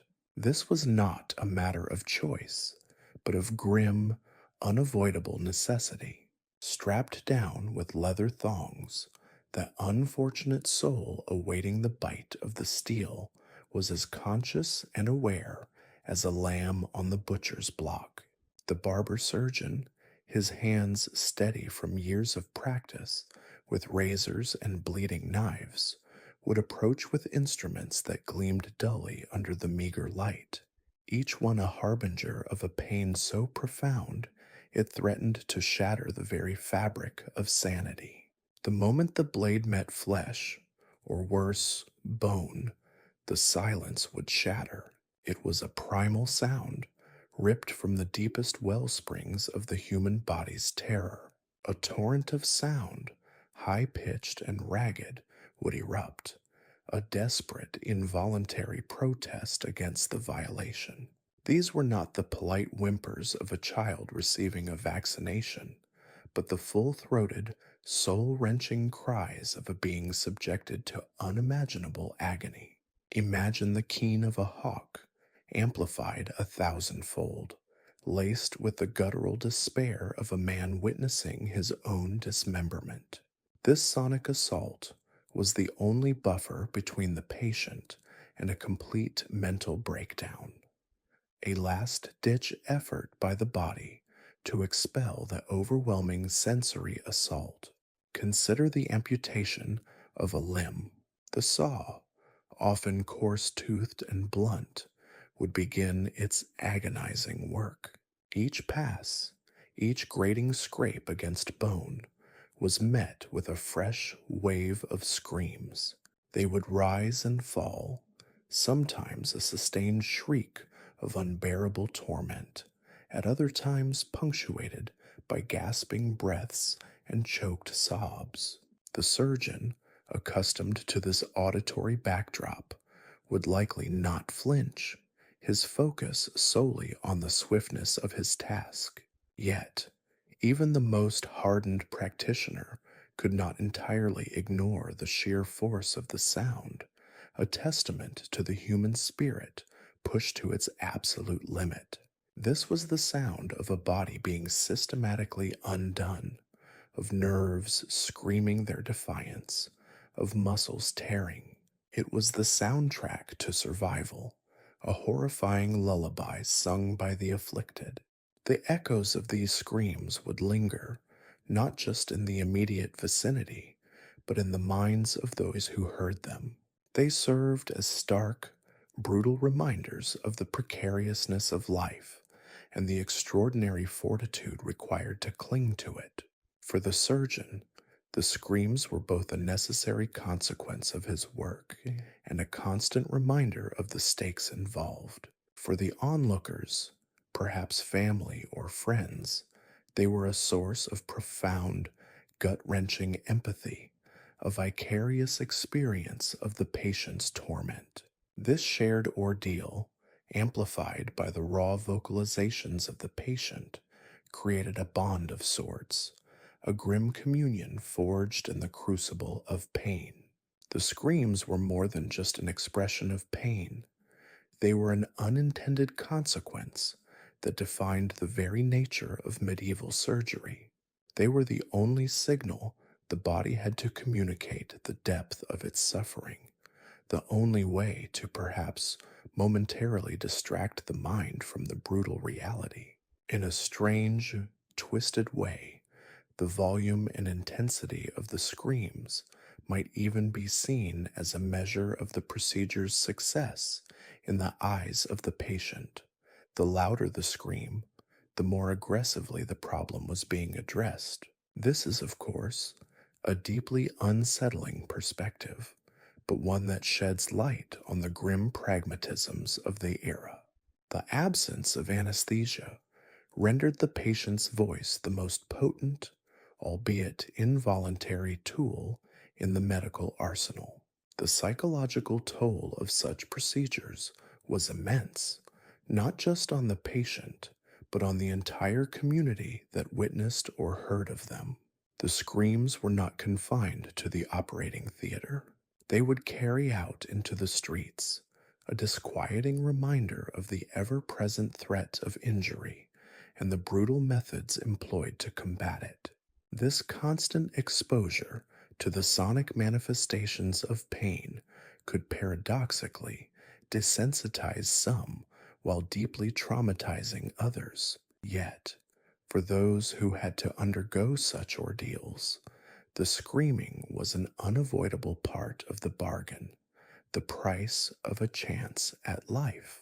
Even the simplest procedures, like the extraction of a deeply lodged splinter or the lancing of an abscess, could be agonizing without pain relief. Imagine a festering wound, swollen and throbbing, requiring the surgeon to probe with a lancet. The initial prick would be sharp, but the subsequent delving into the infected tissue, the breaking of the skin's integrity, the potential for hitting a nerve, all of this would elicit a response. And that response, in the absence of any other coping mechanism, would be a cry. These cries, though perhaps less sustained than those of a major operation, still painted a vivid picture of the discomfort inherent in medieval medical practice. The sheer bravery, or perhaps more accurately, the sheer desperation of those who submitted to surgery cannot be overstated. They were not ignorant of the pain that awaited them. They had likely heard the tales, seen the grim expressions of those who had undergone similar procedures, yet faced with the alternative, gangrene, infection, death from an untreated ailment, they would grit their teeth, steel their resolve, and prepare for the sonic ordeal. The first scream was often the hardest, a surrender to the inevitable, a release of the pent-up terror. But then, the body, in its infinite capacity for both endurance and expression, would take over. The surgeon's skill was often measured not just by the neatness of his incisions or the speed with which he could staunch bleeding, but by his ability to manage the patient's vocalizations. A skilled surgeon might employ a few reassuring words, a firm grip, or even a strategically placed gag in some extreme cases, though this was likely more about control than comfort. The patient's screams were a direct reflection of the surgeon's proximity to vital structures, the resistance of the tissue, and the overall difficulty of the procedure. Thus, the cacophony of the operating room was in essence an early form of feedback, albeit a deeply unpleasant one. In essence, the medieval operating room was a theater of sound, where pain was the playwright, the surgeon the director, and the patient the unwilling, screaming star. The absence of anesthesia meant that every cut, every stitch, every pull of a probe was a direct sensory experience, unfiltered and unmitigated. The screams were not a sign of failure on the part of the healer, but an inherent and unavoidable part of the healing process. They were the primal language of a body fighting for survival against overwhelming odds, a testament to the raw, untamed power of human sensation. And in their echo, one can still hear the phantom cries of a past where survival was often bought with the currency of sheer, unadulterated vocal torment. The gratitude that followed, as we shall see, was all the more profound for having been born from such an auditory inferno. The physician, armed with little more than good intentions and a terrifying ignorance of true efficacy, approached his patient not with the calculated precision of a modern surgeon, but with the hopeful, almost desperate fumbling of a man trying to appease unseen forces. His prescriptions, often scribbled on parchment with ink that smelled faintly of gallnuts and desperation, were less a roadmap to recovery and more a perilous gamble with fate. The very notion of doing no harm, the Hippocratic oath that would echo through centuries, was a whispered ambition, a distant dream in an era where the tools of healing were often indistinguishable from those of torture. Consider the venerable practice of bloodletting or phlebotomy. It was the universal panacea, trotted out for every ailment from a sniffle to the plague. The logic was as simple as it was flawed. The body, overflowing with humors, needed to be purged. Blood, the very life force, was the prime candidate for this expulsion. A vein would be opened, often in the arm, the neck, or even the ankle, and the vital fluid allowed to drain into a waiting basin. The amount removed was determined by a bewildering array of factors: the patient's perceived phlegmatic excess, the phase of the moon, the practitioner's mood. A pint? Two? Perhaps until the patient fainted, a sign that enough bad blood had been expelled, or perhaps just enough good blood to render them critically anemic. The result was not a refreshed constitution, but a weakened, often dangerously so, individual. Imagine the irony. To combat an illness, the physician would bleed his patient dry, leaving them so infected that even the slightest breeze felt like a gale force wind. The gratitude for surviving was, therefore, not a testament to the physician's skill, but to the patient's sheer, stubborn refusal to die. They were, in essence, their own best doctors, their own survival a testament to their own robust constitution, rather than the efficacy of the prescriptions offered. Then there were the poultices and plasters, applied with earnest belief but little understanding. A wound festering with infection might be covered with a thick paste made from honey, bread, and perhaps a sprinkling of something more exotic. While honey possessed some antiseptic properties, the bread was a breeding ground for bacteria, and the exotic additions could range from harmless herbs to substances that actively promoted decay. A lump of raw onion, believed to draw out infection, might be strapped to an abscess, the pungent aroma a testament to the body's struggle.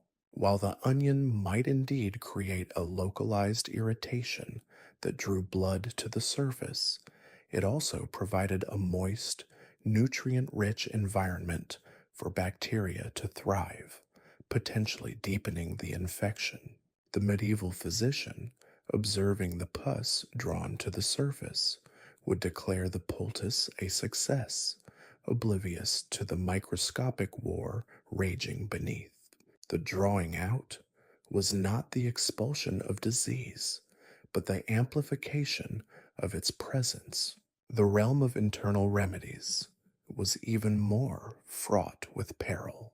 For fevers, a decoction of hellebore might be prescribed, a plant whose root contains potent cardiac glycosides. In small, carefully measured doses, it could indeed have a medicinal effect, but carefully measured was a concept as alien to many medieval practitioners as germ theory. Too much hellebore could induce vomiting, diarrhea, and even cardiac arrest. The line between cure and poison was a razor's edge, and the physician, lacking any true understanding of toxicology, often stumbled blindly across it.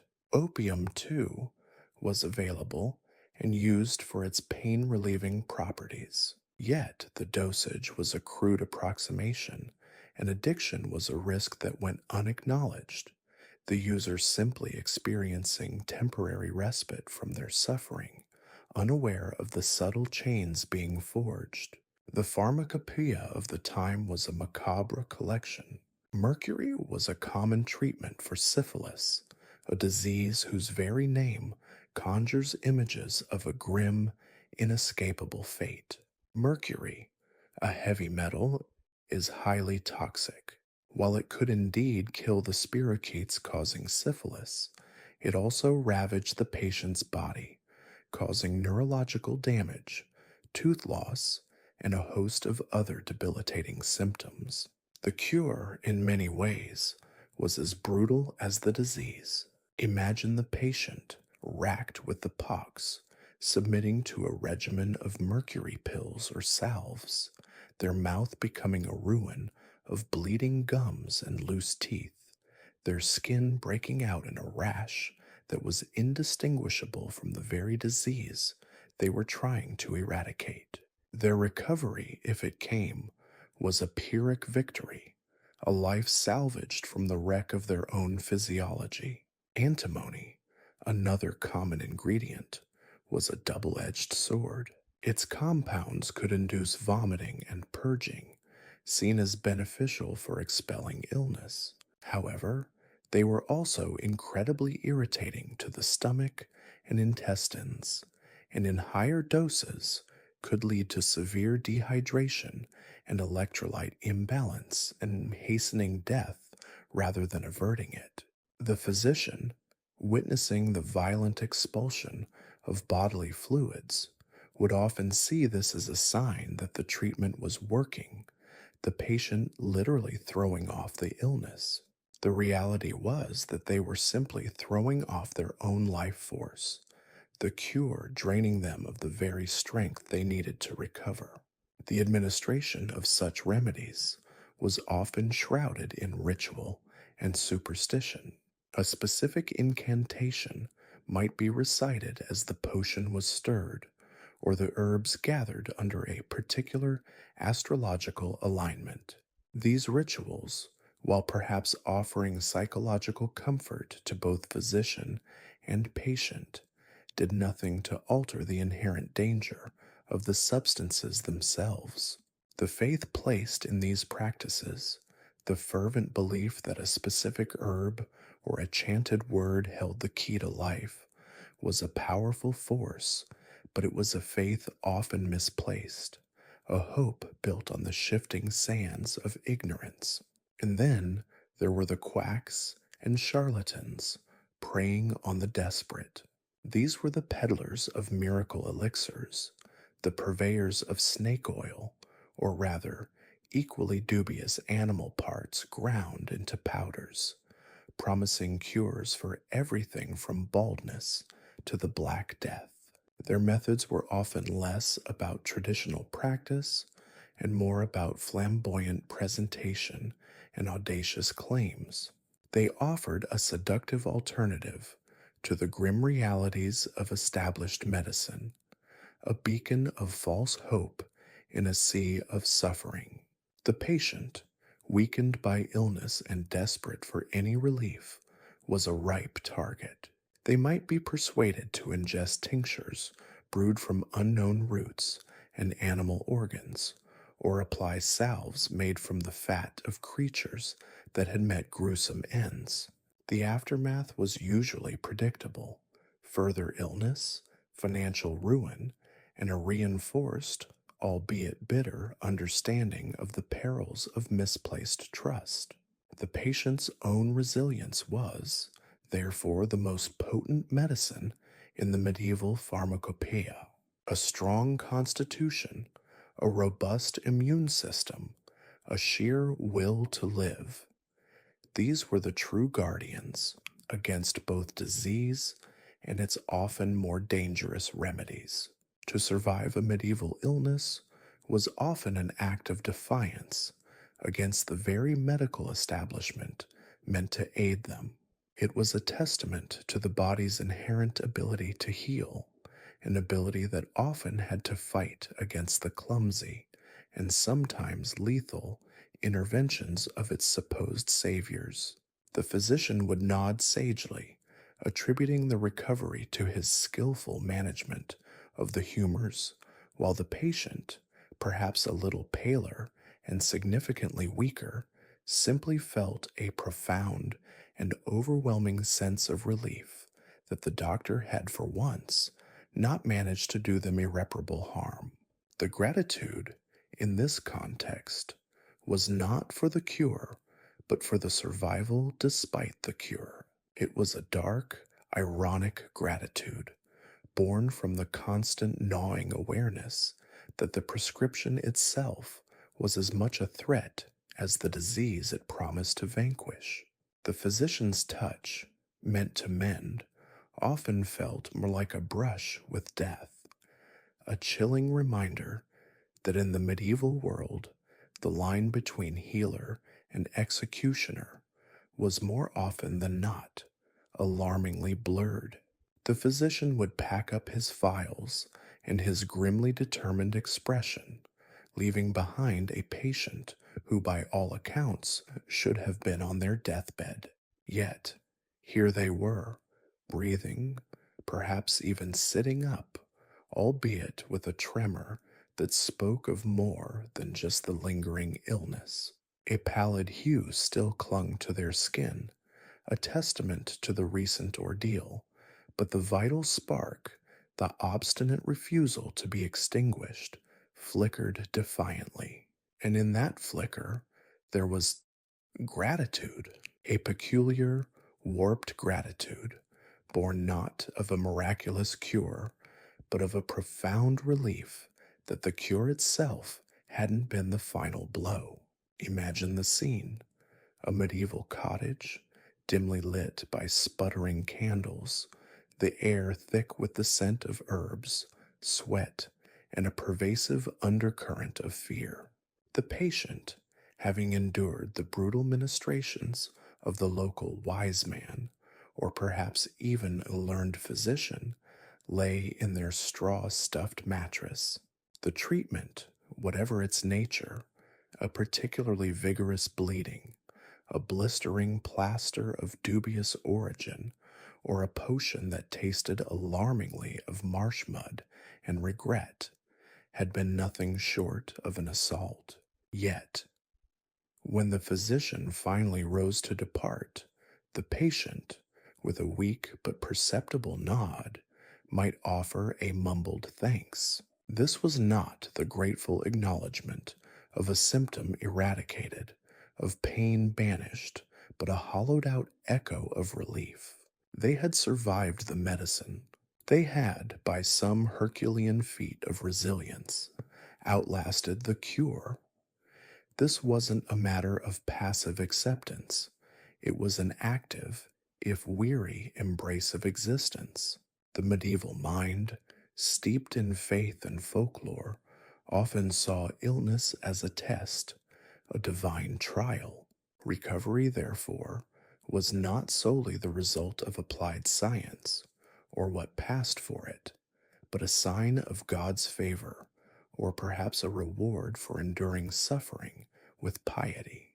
When the physician's interventions were as likely to hasten death as to forestall it, survival became a miracle in its own right. Each breath drawn was a victory, each heartbeat a testament to an indomitable spirit that had weathered not only the illness, but also the physician's well intentioned, yet often catastrophic, attempts to combat it. Consider the unfortunate soul afflicted with a persistent cough, a hacking, rasping sound that rattled their very bones. The physician, ever ready with his arsenal, might prescribe a syrup concocted from honey, licorice, and crucially, a generous quantity of poppy seed. While the honey and licorice might offer some soothing properties, the poppy seeds, if not meticulously prepared and dosed with extreme caution, a rarity, could lead to a dangerous stupefaction. The patient, after consuming the syrupy concoction, might find their cough momentarily silenced, replaced by a heavy, almost comatose sleep.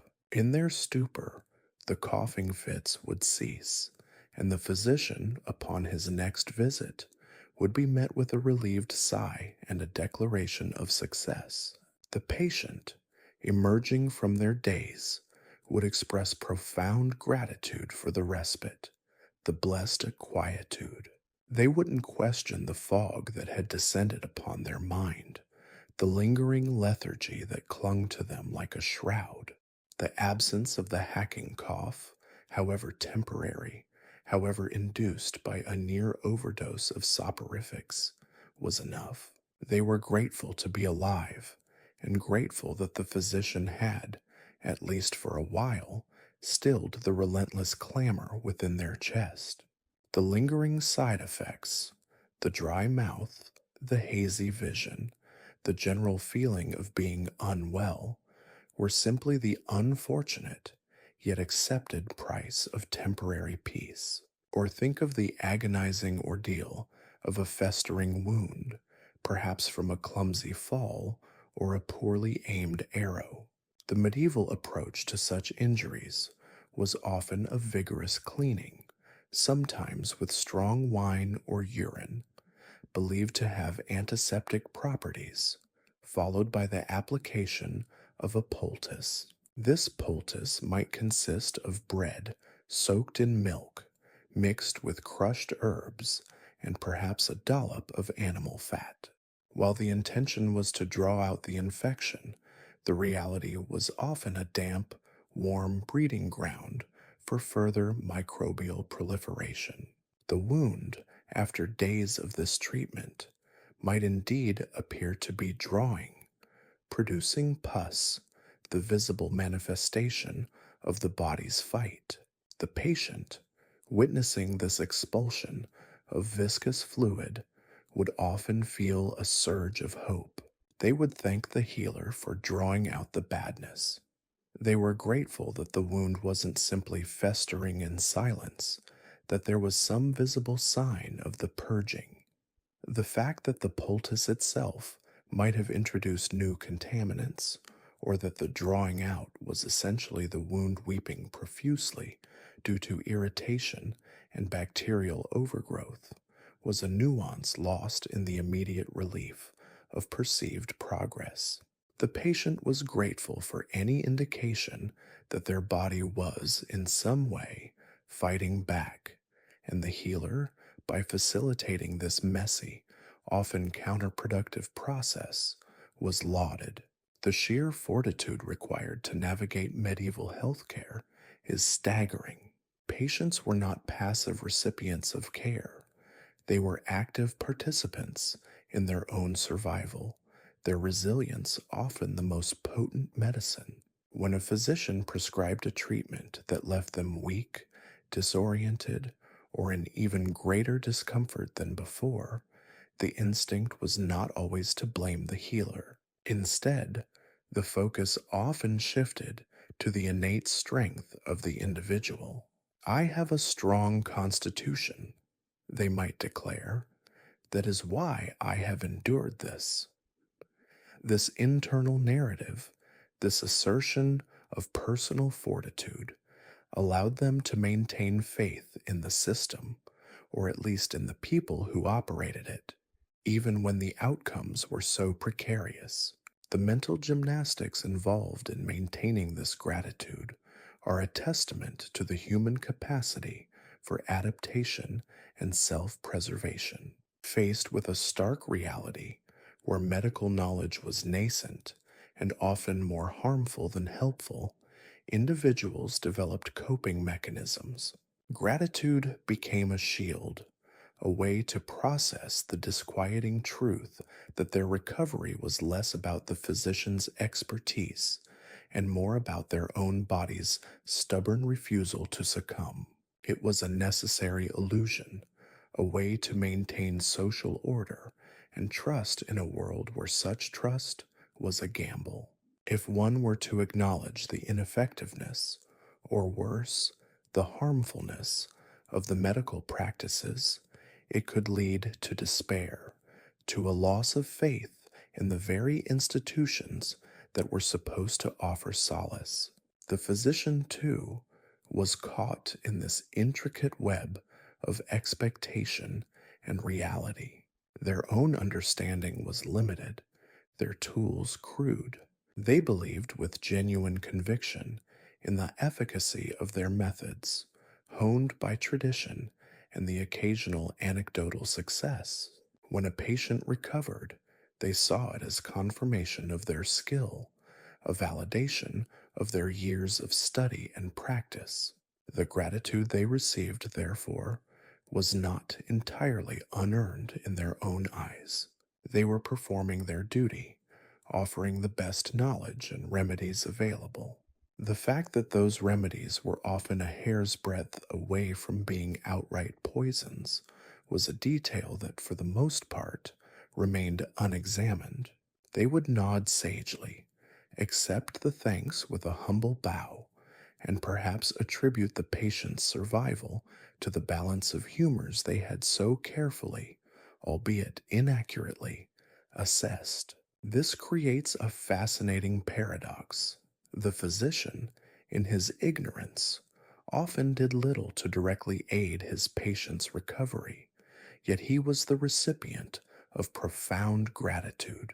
The patient, in their suffering, often possessed the true strength that led to their eventual well being, yet they deferred to the physician's perceived authority. This dynamic speaks volumes about the social and psychological landscapes of the era.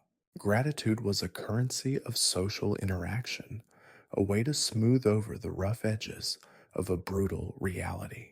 To thank the physician was to acknowledge his effort, to reaffirm the social contract, and most importantly, to maintain the fragile edifice of hope. Without that hope, without that ritual of thanks, the sheer overwhelming grimness of life might have become unbearable. Consider the case of a patient suffering from a fever. The physician might have prescribed a regimen of sweating, encouraging the patient to drink copious amounts of hot broth and to be swaddled in thick wool blankets, sometimes even in front of a roaring fire. The aim was to induce a powerful sweat, believed to drive out the feverish humors. The experience, however, was often one of extreme discomfort, bordering on torment. The patient would be drenched in their own perspiration, their body racked with chills and aches, feeling as though they were being slowly boiled alive. Yet, when the fever eventually broke, and the patient, weak and parched, was able to sip cool water, they would turn to the physician with genuine thankfulness. They had endured the ordeal, and they had survived. The physician, having overseen the process, was the object of their gratitude, the perceived orchestrator of their recovery. The fact that the fever might have broken on its own, or that the excessive sweating might have dangerously dehydrated them, was secondary to the immediate relief of no longer feeling the burning heat within their body. The ordeal had been horrific, but the outcome, however it was achieved, was a cause for profound relief, and thus for gratitude. This peculiar brand of gratitude was not necessarily born of a desire to flatter or to deceive. It was rather a deep seated human impulse to find meaning and positive affirmation even in the most challenging circumstances. To express thanks was to acknowledge the effort, to validate the intention, and to participate in a shared belief system that held that suffering could, and indeed often did, lead to eventual well being. It was a way of saying, "You tried, and I endured, and here I am, alive."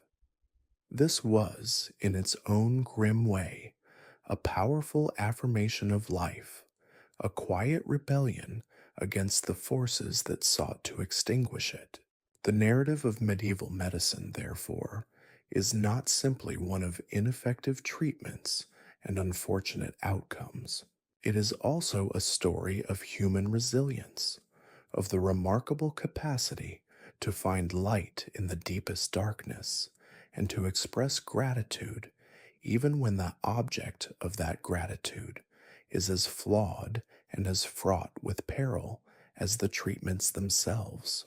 The patient who survived the physician's ministrations did so not necessarily because of the medicine, but often in spite of it, and in that survival they found a profound, albeit darkly humorous, reason to be thankful. They were grateful for the physician's presence, for his attentiveness, for the very fact that someone was attempting to alleviate their suffering, however clumsily. It was a gratitude born of desperation, but no less genuine for it. It was the gratitude of a man who, having been thrown into a raging river, manages to cling to a piece of driftwood and thanks the person who, with a mighty heave, pushed him into the water in the first place. A strange thank you, perhaps, but a thank you nonetheless. The faint, almost imperceptible sigh of relief that escaped a medieval patient upon the physician's departure was a sound utterly divorced from the sophisticated exhalations of modern convalescence, where our contemporary aches and ailments, once diagnosed, are met with a precise cocktail of pharmaceuticals, a gentle hum of machinery, and the sterile comfort of a doctor's office. The medieval patient faced a gauntlet. Their gratitude, as we've explored, was a hardy, almost desperate bloom, growing in the poisoned soil of ignorance and brute force. But now, as we pull ourselves from the dimly lit, herb scented chambers of the past and blink into the fluorescent glare of the present, a new perspective emerges, one tinged with an overwhelming sense of relief. The sheer, unadulterated blessing of a modern medical encounter, when juxtaposed with its historical predecessor, is so stark it borders on the miraculous, yet we often accept it with a casual, almost absent minded familiarity. Imagine for a moment stepping into the hushed efficiency of a contemporary clinic. The air is clean, devoid of the fetid undercurrents of infection and unwashed bodies. The instruments, gleaming under the bright lights, are not merely clean, but sterilized, each one a testament to a scientific understanding that has painstakingly unraveled the microscopic terrors that once held sway. A simple incision, once a doorway for sepsis, is now a controlled entry, performed with local anesthetic that renders the patient blissfully unaware of the scalpel's kiss. Contrast this with the medieval barber surgeon, whose blade, sharpened on the same leather strap used for his own beard, carried the invisible legacy of every previous wound it had touched. The medieval surgeon might have boasted of his skill, but his true ally wasn't a sterile field, but rather the sheer, unyielding fortitude of his patient, who, in surviving the surgery, had often overcome more than just the ailment itself. Consider the common affliction of a broken bone. In centuries past, the setting of a fractured limb was a brutal affair, often performed by individuals with little more than a strong back and an intuitive grasp of leverage. The process could involve more wrestling than orthopedics. Plaster, as we know it, was a luxury of the distant future. Instead, limbs were splinted with rough-hewn wood, bound with linen strips that were themselves unlikely to be pristine, and then perhaps coated with a thick, sticky concoction of egg white and flour, or even pitch, to harden. The risk of infection, of misalignment, of a bone knitting imperfectly to leave a permanent, agonizing deformity was alarmingly high. Many a soul was condemned to a life of chronic pain, or worse, succumbed to gangrene, all stemming from a fall that in our time would result in a few weeks in a lightweight cast, a course of pain relievers, and perhaps a follow-up x-ray to ensure perfect alignment. The modern patient, complaining about the itchiness of their cast, is in essence grumbling about a problem that would have been a death sentence for their ancestors.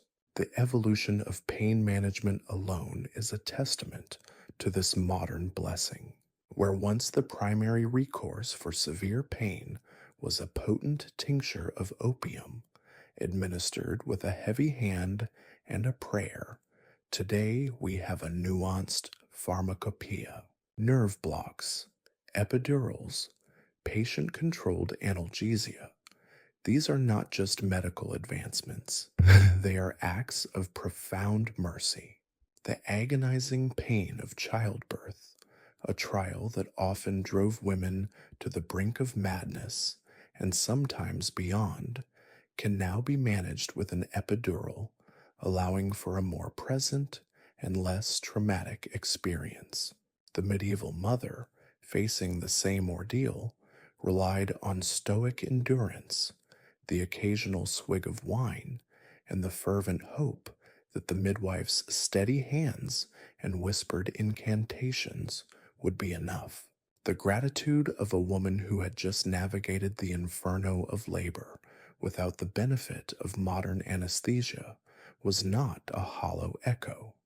It was a guttural cry of survival, a primal acknowledgement of having been dragged back from the precipice. Even something as seemingly mundane as a toothache, a persistent, throbbing agony that could drive a person to the brink of despair, highlights this chasm. Medieval dentists, often conflating their trade with blacksmithing or general handyman work, relied on brute force and rudimentary tools. A pulled tooth was a violent extraction, often accompanied by significant bleeding and the very real risk of jaw fracture. The patient's gratitude, upon emerging from such an ordeal with a gaping, bloody socket and perhaps a few remaining teeth, was a testament to the sheer relief of the cessation of the tooth's torment, rather than any finesse in its removal. Today, a visit to the dentist involves local anesthetic, precise instruments, and often the luxury of a crown or implant to restore function and appearance. The minor discomfort of a dental cleaning or the slight soreness after a filling are almost laughable when placed against the backdrop of medieval dental torture. The contemporary patient who expresses gratitude for a successful root canal is, in a very real sense, offering thanks for escaping a fate that in earlier times would have been a guaranteed descent into misery and potential systemic infection. The very concept of hygiene in medical practice, a cornerstone of modern healthcare, was utterly alien to the medieval world. Physicians and surgeons operated with hands that had just as readily handled livestock or performed other, less sanitary tasks. Bandages were often reused, washed, or more disturbingly, not washed at all, serving as convenient conduits for transferring infection from one patient to the next. The practice of hand washing, now so ingrained that we barely register it, was a revolutionary concept championed by men like Ignaz Semmelweis, who was met with derision for suggesting that doctors wash their hands between autopsies and delivering babies. The patients who miraculously survived infections that we now consider minor or even preventable were not just lucky. They were exhibiting a biological resilience that defies modern comprehension. Their gratitude, therefore, was not just for the physicians' often misguided efforts, but for the sheer biological good fortune that their own bodies had managed to fend off the secondary onslaught of iatrogenic disease. Consider the treatment of fevers, a common and often deadly ailment. While medieval practitioners understood that fevers were a sign of illness, their methods for combating them were often counterproductive. Bloodletting, a cornerstone of humoral theory, was frequently employed to balance the humors, but in doing so, it weakened the patient, making them more susceptible to secondary infections and complications. While some patients might have felt a temporary lightness after a bleeding, the cumulative effect was often debilitating. Today, fevers are managed with antipyretics, fluid replacement, and targeted treatments for the underlying cause. The patient experiencing a modern fever can be thankful for a physician who seeks to reduce the body's internal temperature rather than inadvertently taxing its already strained resources. The gratitude for a cool compress, a sip of electrolyte solution, and a gentle suggestion to rest is a quiet acknowledgement of a medical approach that aims to support the body's natural healing processes rather than assault them. The impact of antibiotics, perhaps one of the most significant medical breakthroughs in human history, is difficult to overstate. A simple bacterial infection that today can be vanquished with a course of penicillin or amoxicillin was, in the medieval era, a potential death sentence. Sepsis, pneumonia, tuberculosis, even infected cuts, these were scourges that claimed countless lives. The medieval patient, who survived a severe infection without the aid of any truly effective antibacterial agent, was a testament to sheer biological grit. Their gratitude for surviving a wound that festered and threatened to consume them was not for the effectiveness of the poultice or the herbal wash, but for the improbable fact that their own immune system, however bombarded, had ultimately prevailed. The modern patient, who receives an antibiotic prescription for a sore throat and feels a tinge of annoyance at the inconvenience, is blissfully unaware of the sheer, terrifying lottery their ancestors played with every sniffle and scrape. The relief of a swift recovery from a bacterial infection, facilitated by modern medicine, is a silent yet profound blessing that underscores the immense progress made in safeguarding human life. The mental and emotional toll of medieval medicine cannot be overstated. The constant anxiety of a botched treatment, the fear of iatrogenic illness, the lingering physical trauma of the procedures themselves, these were burdens carried by every patient. The modern patient, while not entirely free from anxiety, can approach a medical consultation with a far greater degree of trust and predictability. The understanding of germ theory, the development of diagnostic imaging, the rigorous testing of new therapies, all these contribute to a medical environment that, while imperfect, is vastly more rational and less terrifying than its historical counterpart. The gratitude we feel for a doctor's accurate diagnosis, for a treatment that alleviates rather than exacerbates our condition, is a learned response, an ingrained appreciation for a system that, for the most part, delivers on its promise of healing and comfort. This retrospective comparison serves not to diminish the courage and resilience of those who came before us, but to illuminate the extraordinary progress that humanity has achieved. The medieval patient's gratitude was a testament to survival against overwhelming odds. Our own, often muted, gratitude for modern medicine is a recognition of a triumph over suffering, a testament to the power of human ingenuity and scientific inquiry. The sterile efficiency of a modern hospital, the precise scalpel of a skilled surgeon, the potent efficacy of a life-saving antibiotic, these are not mere conveniences.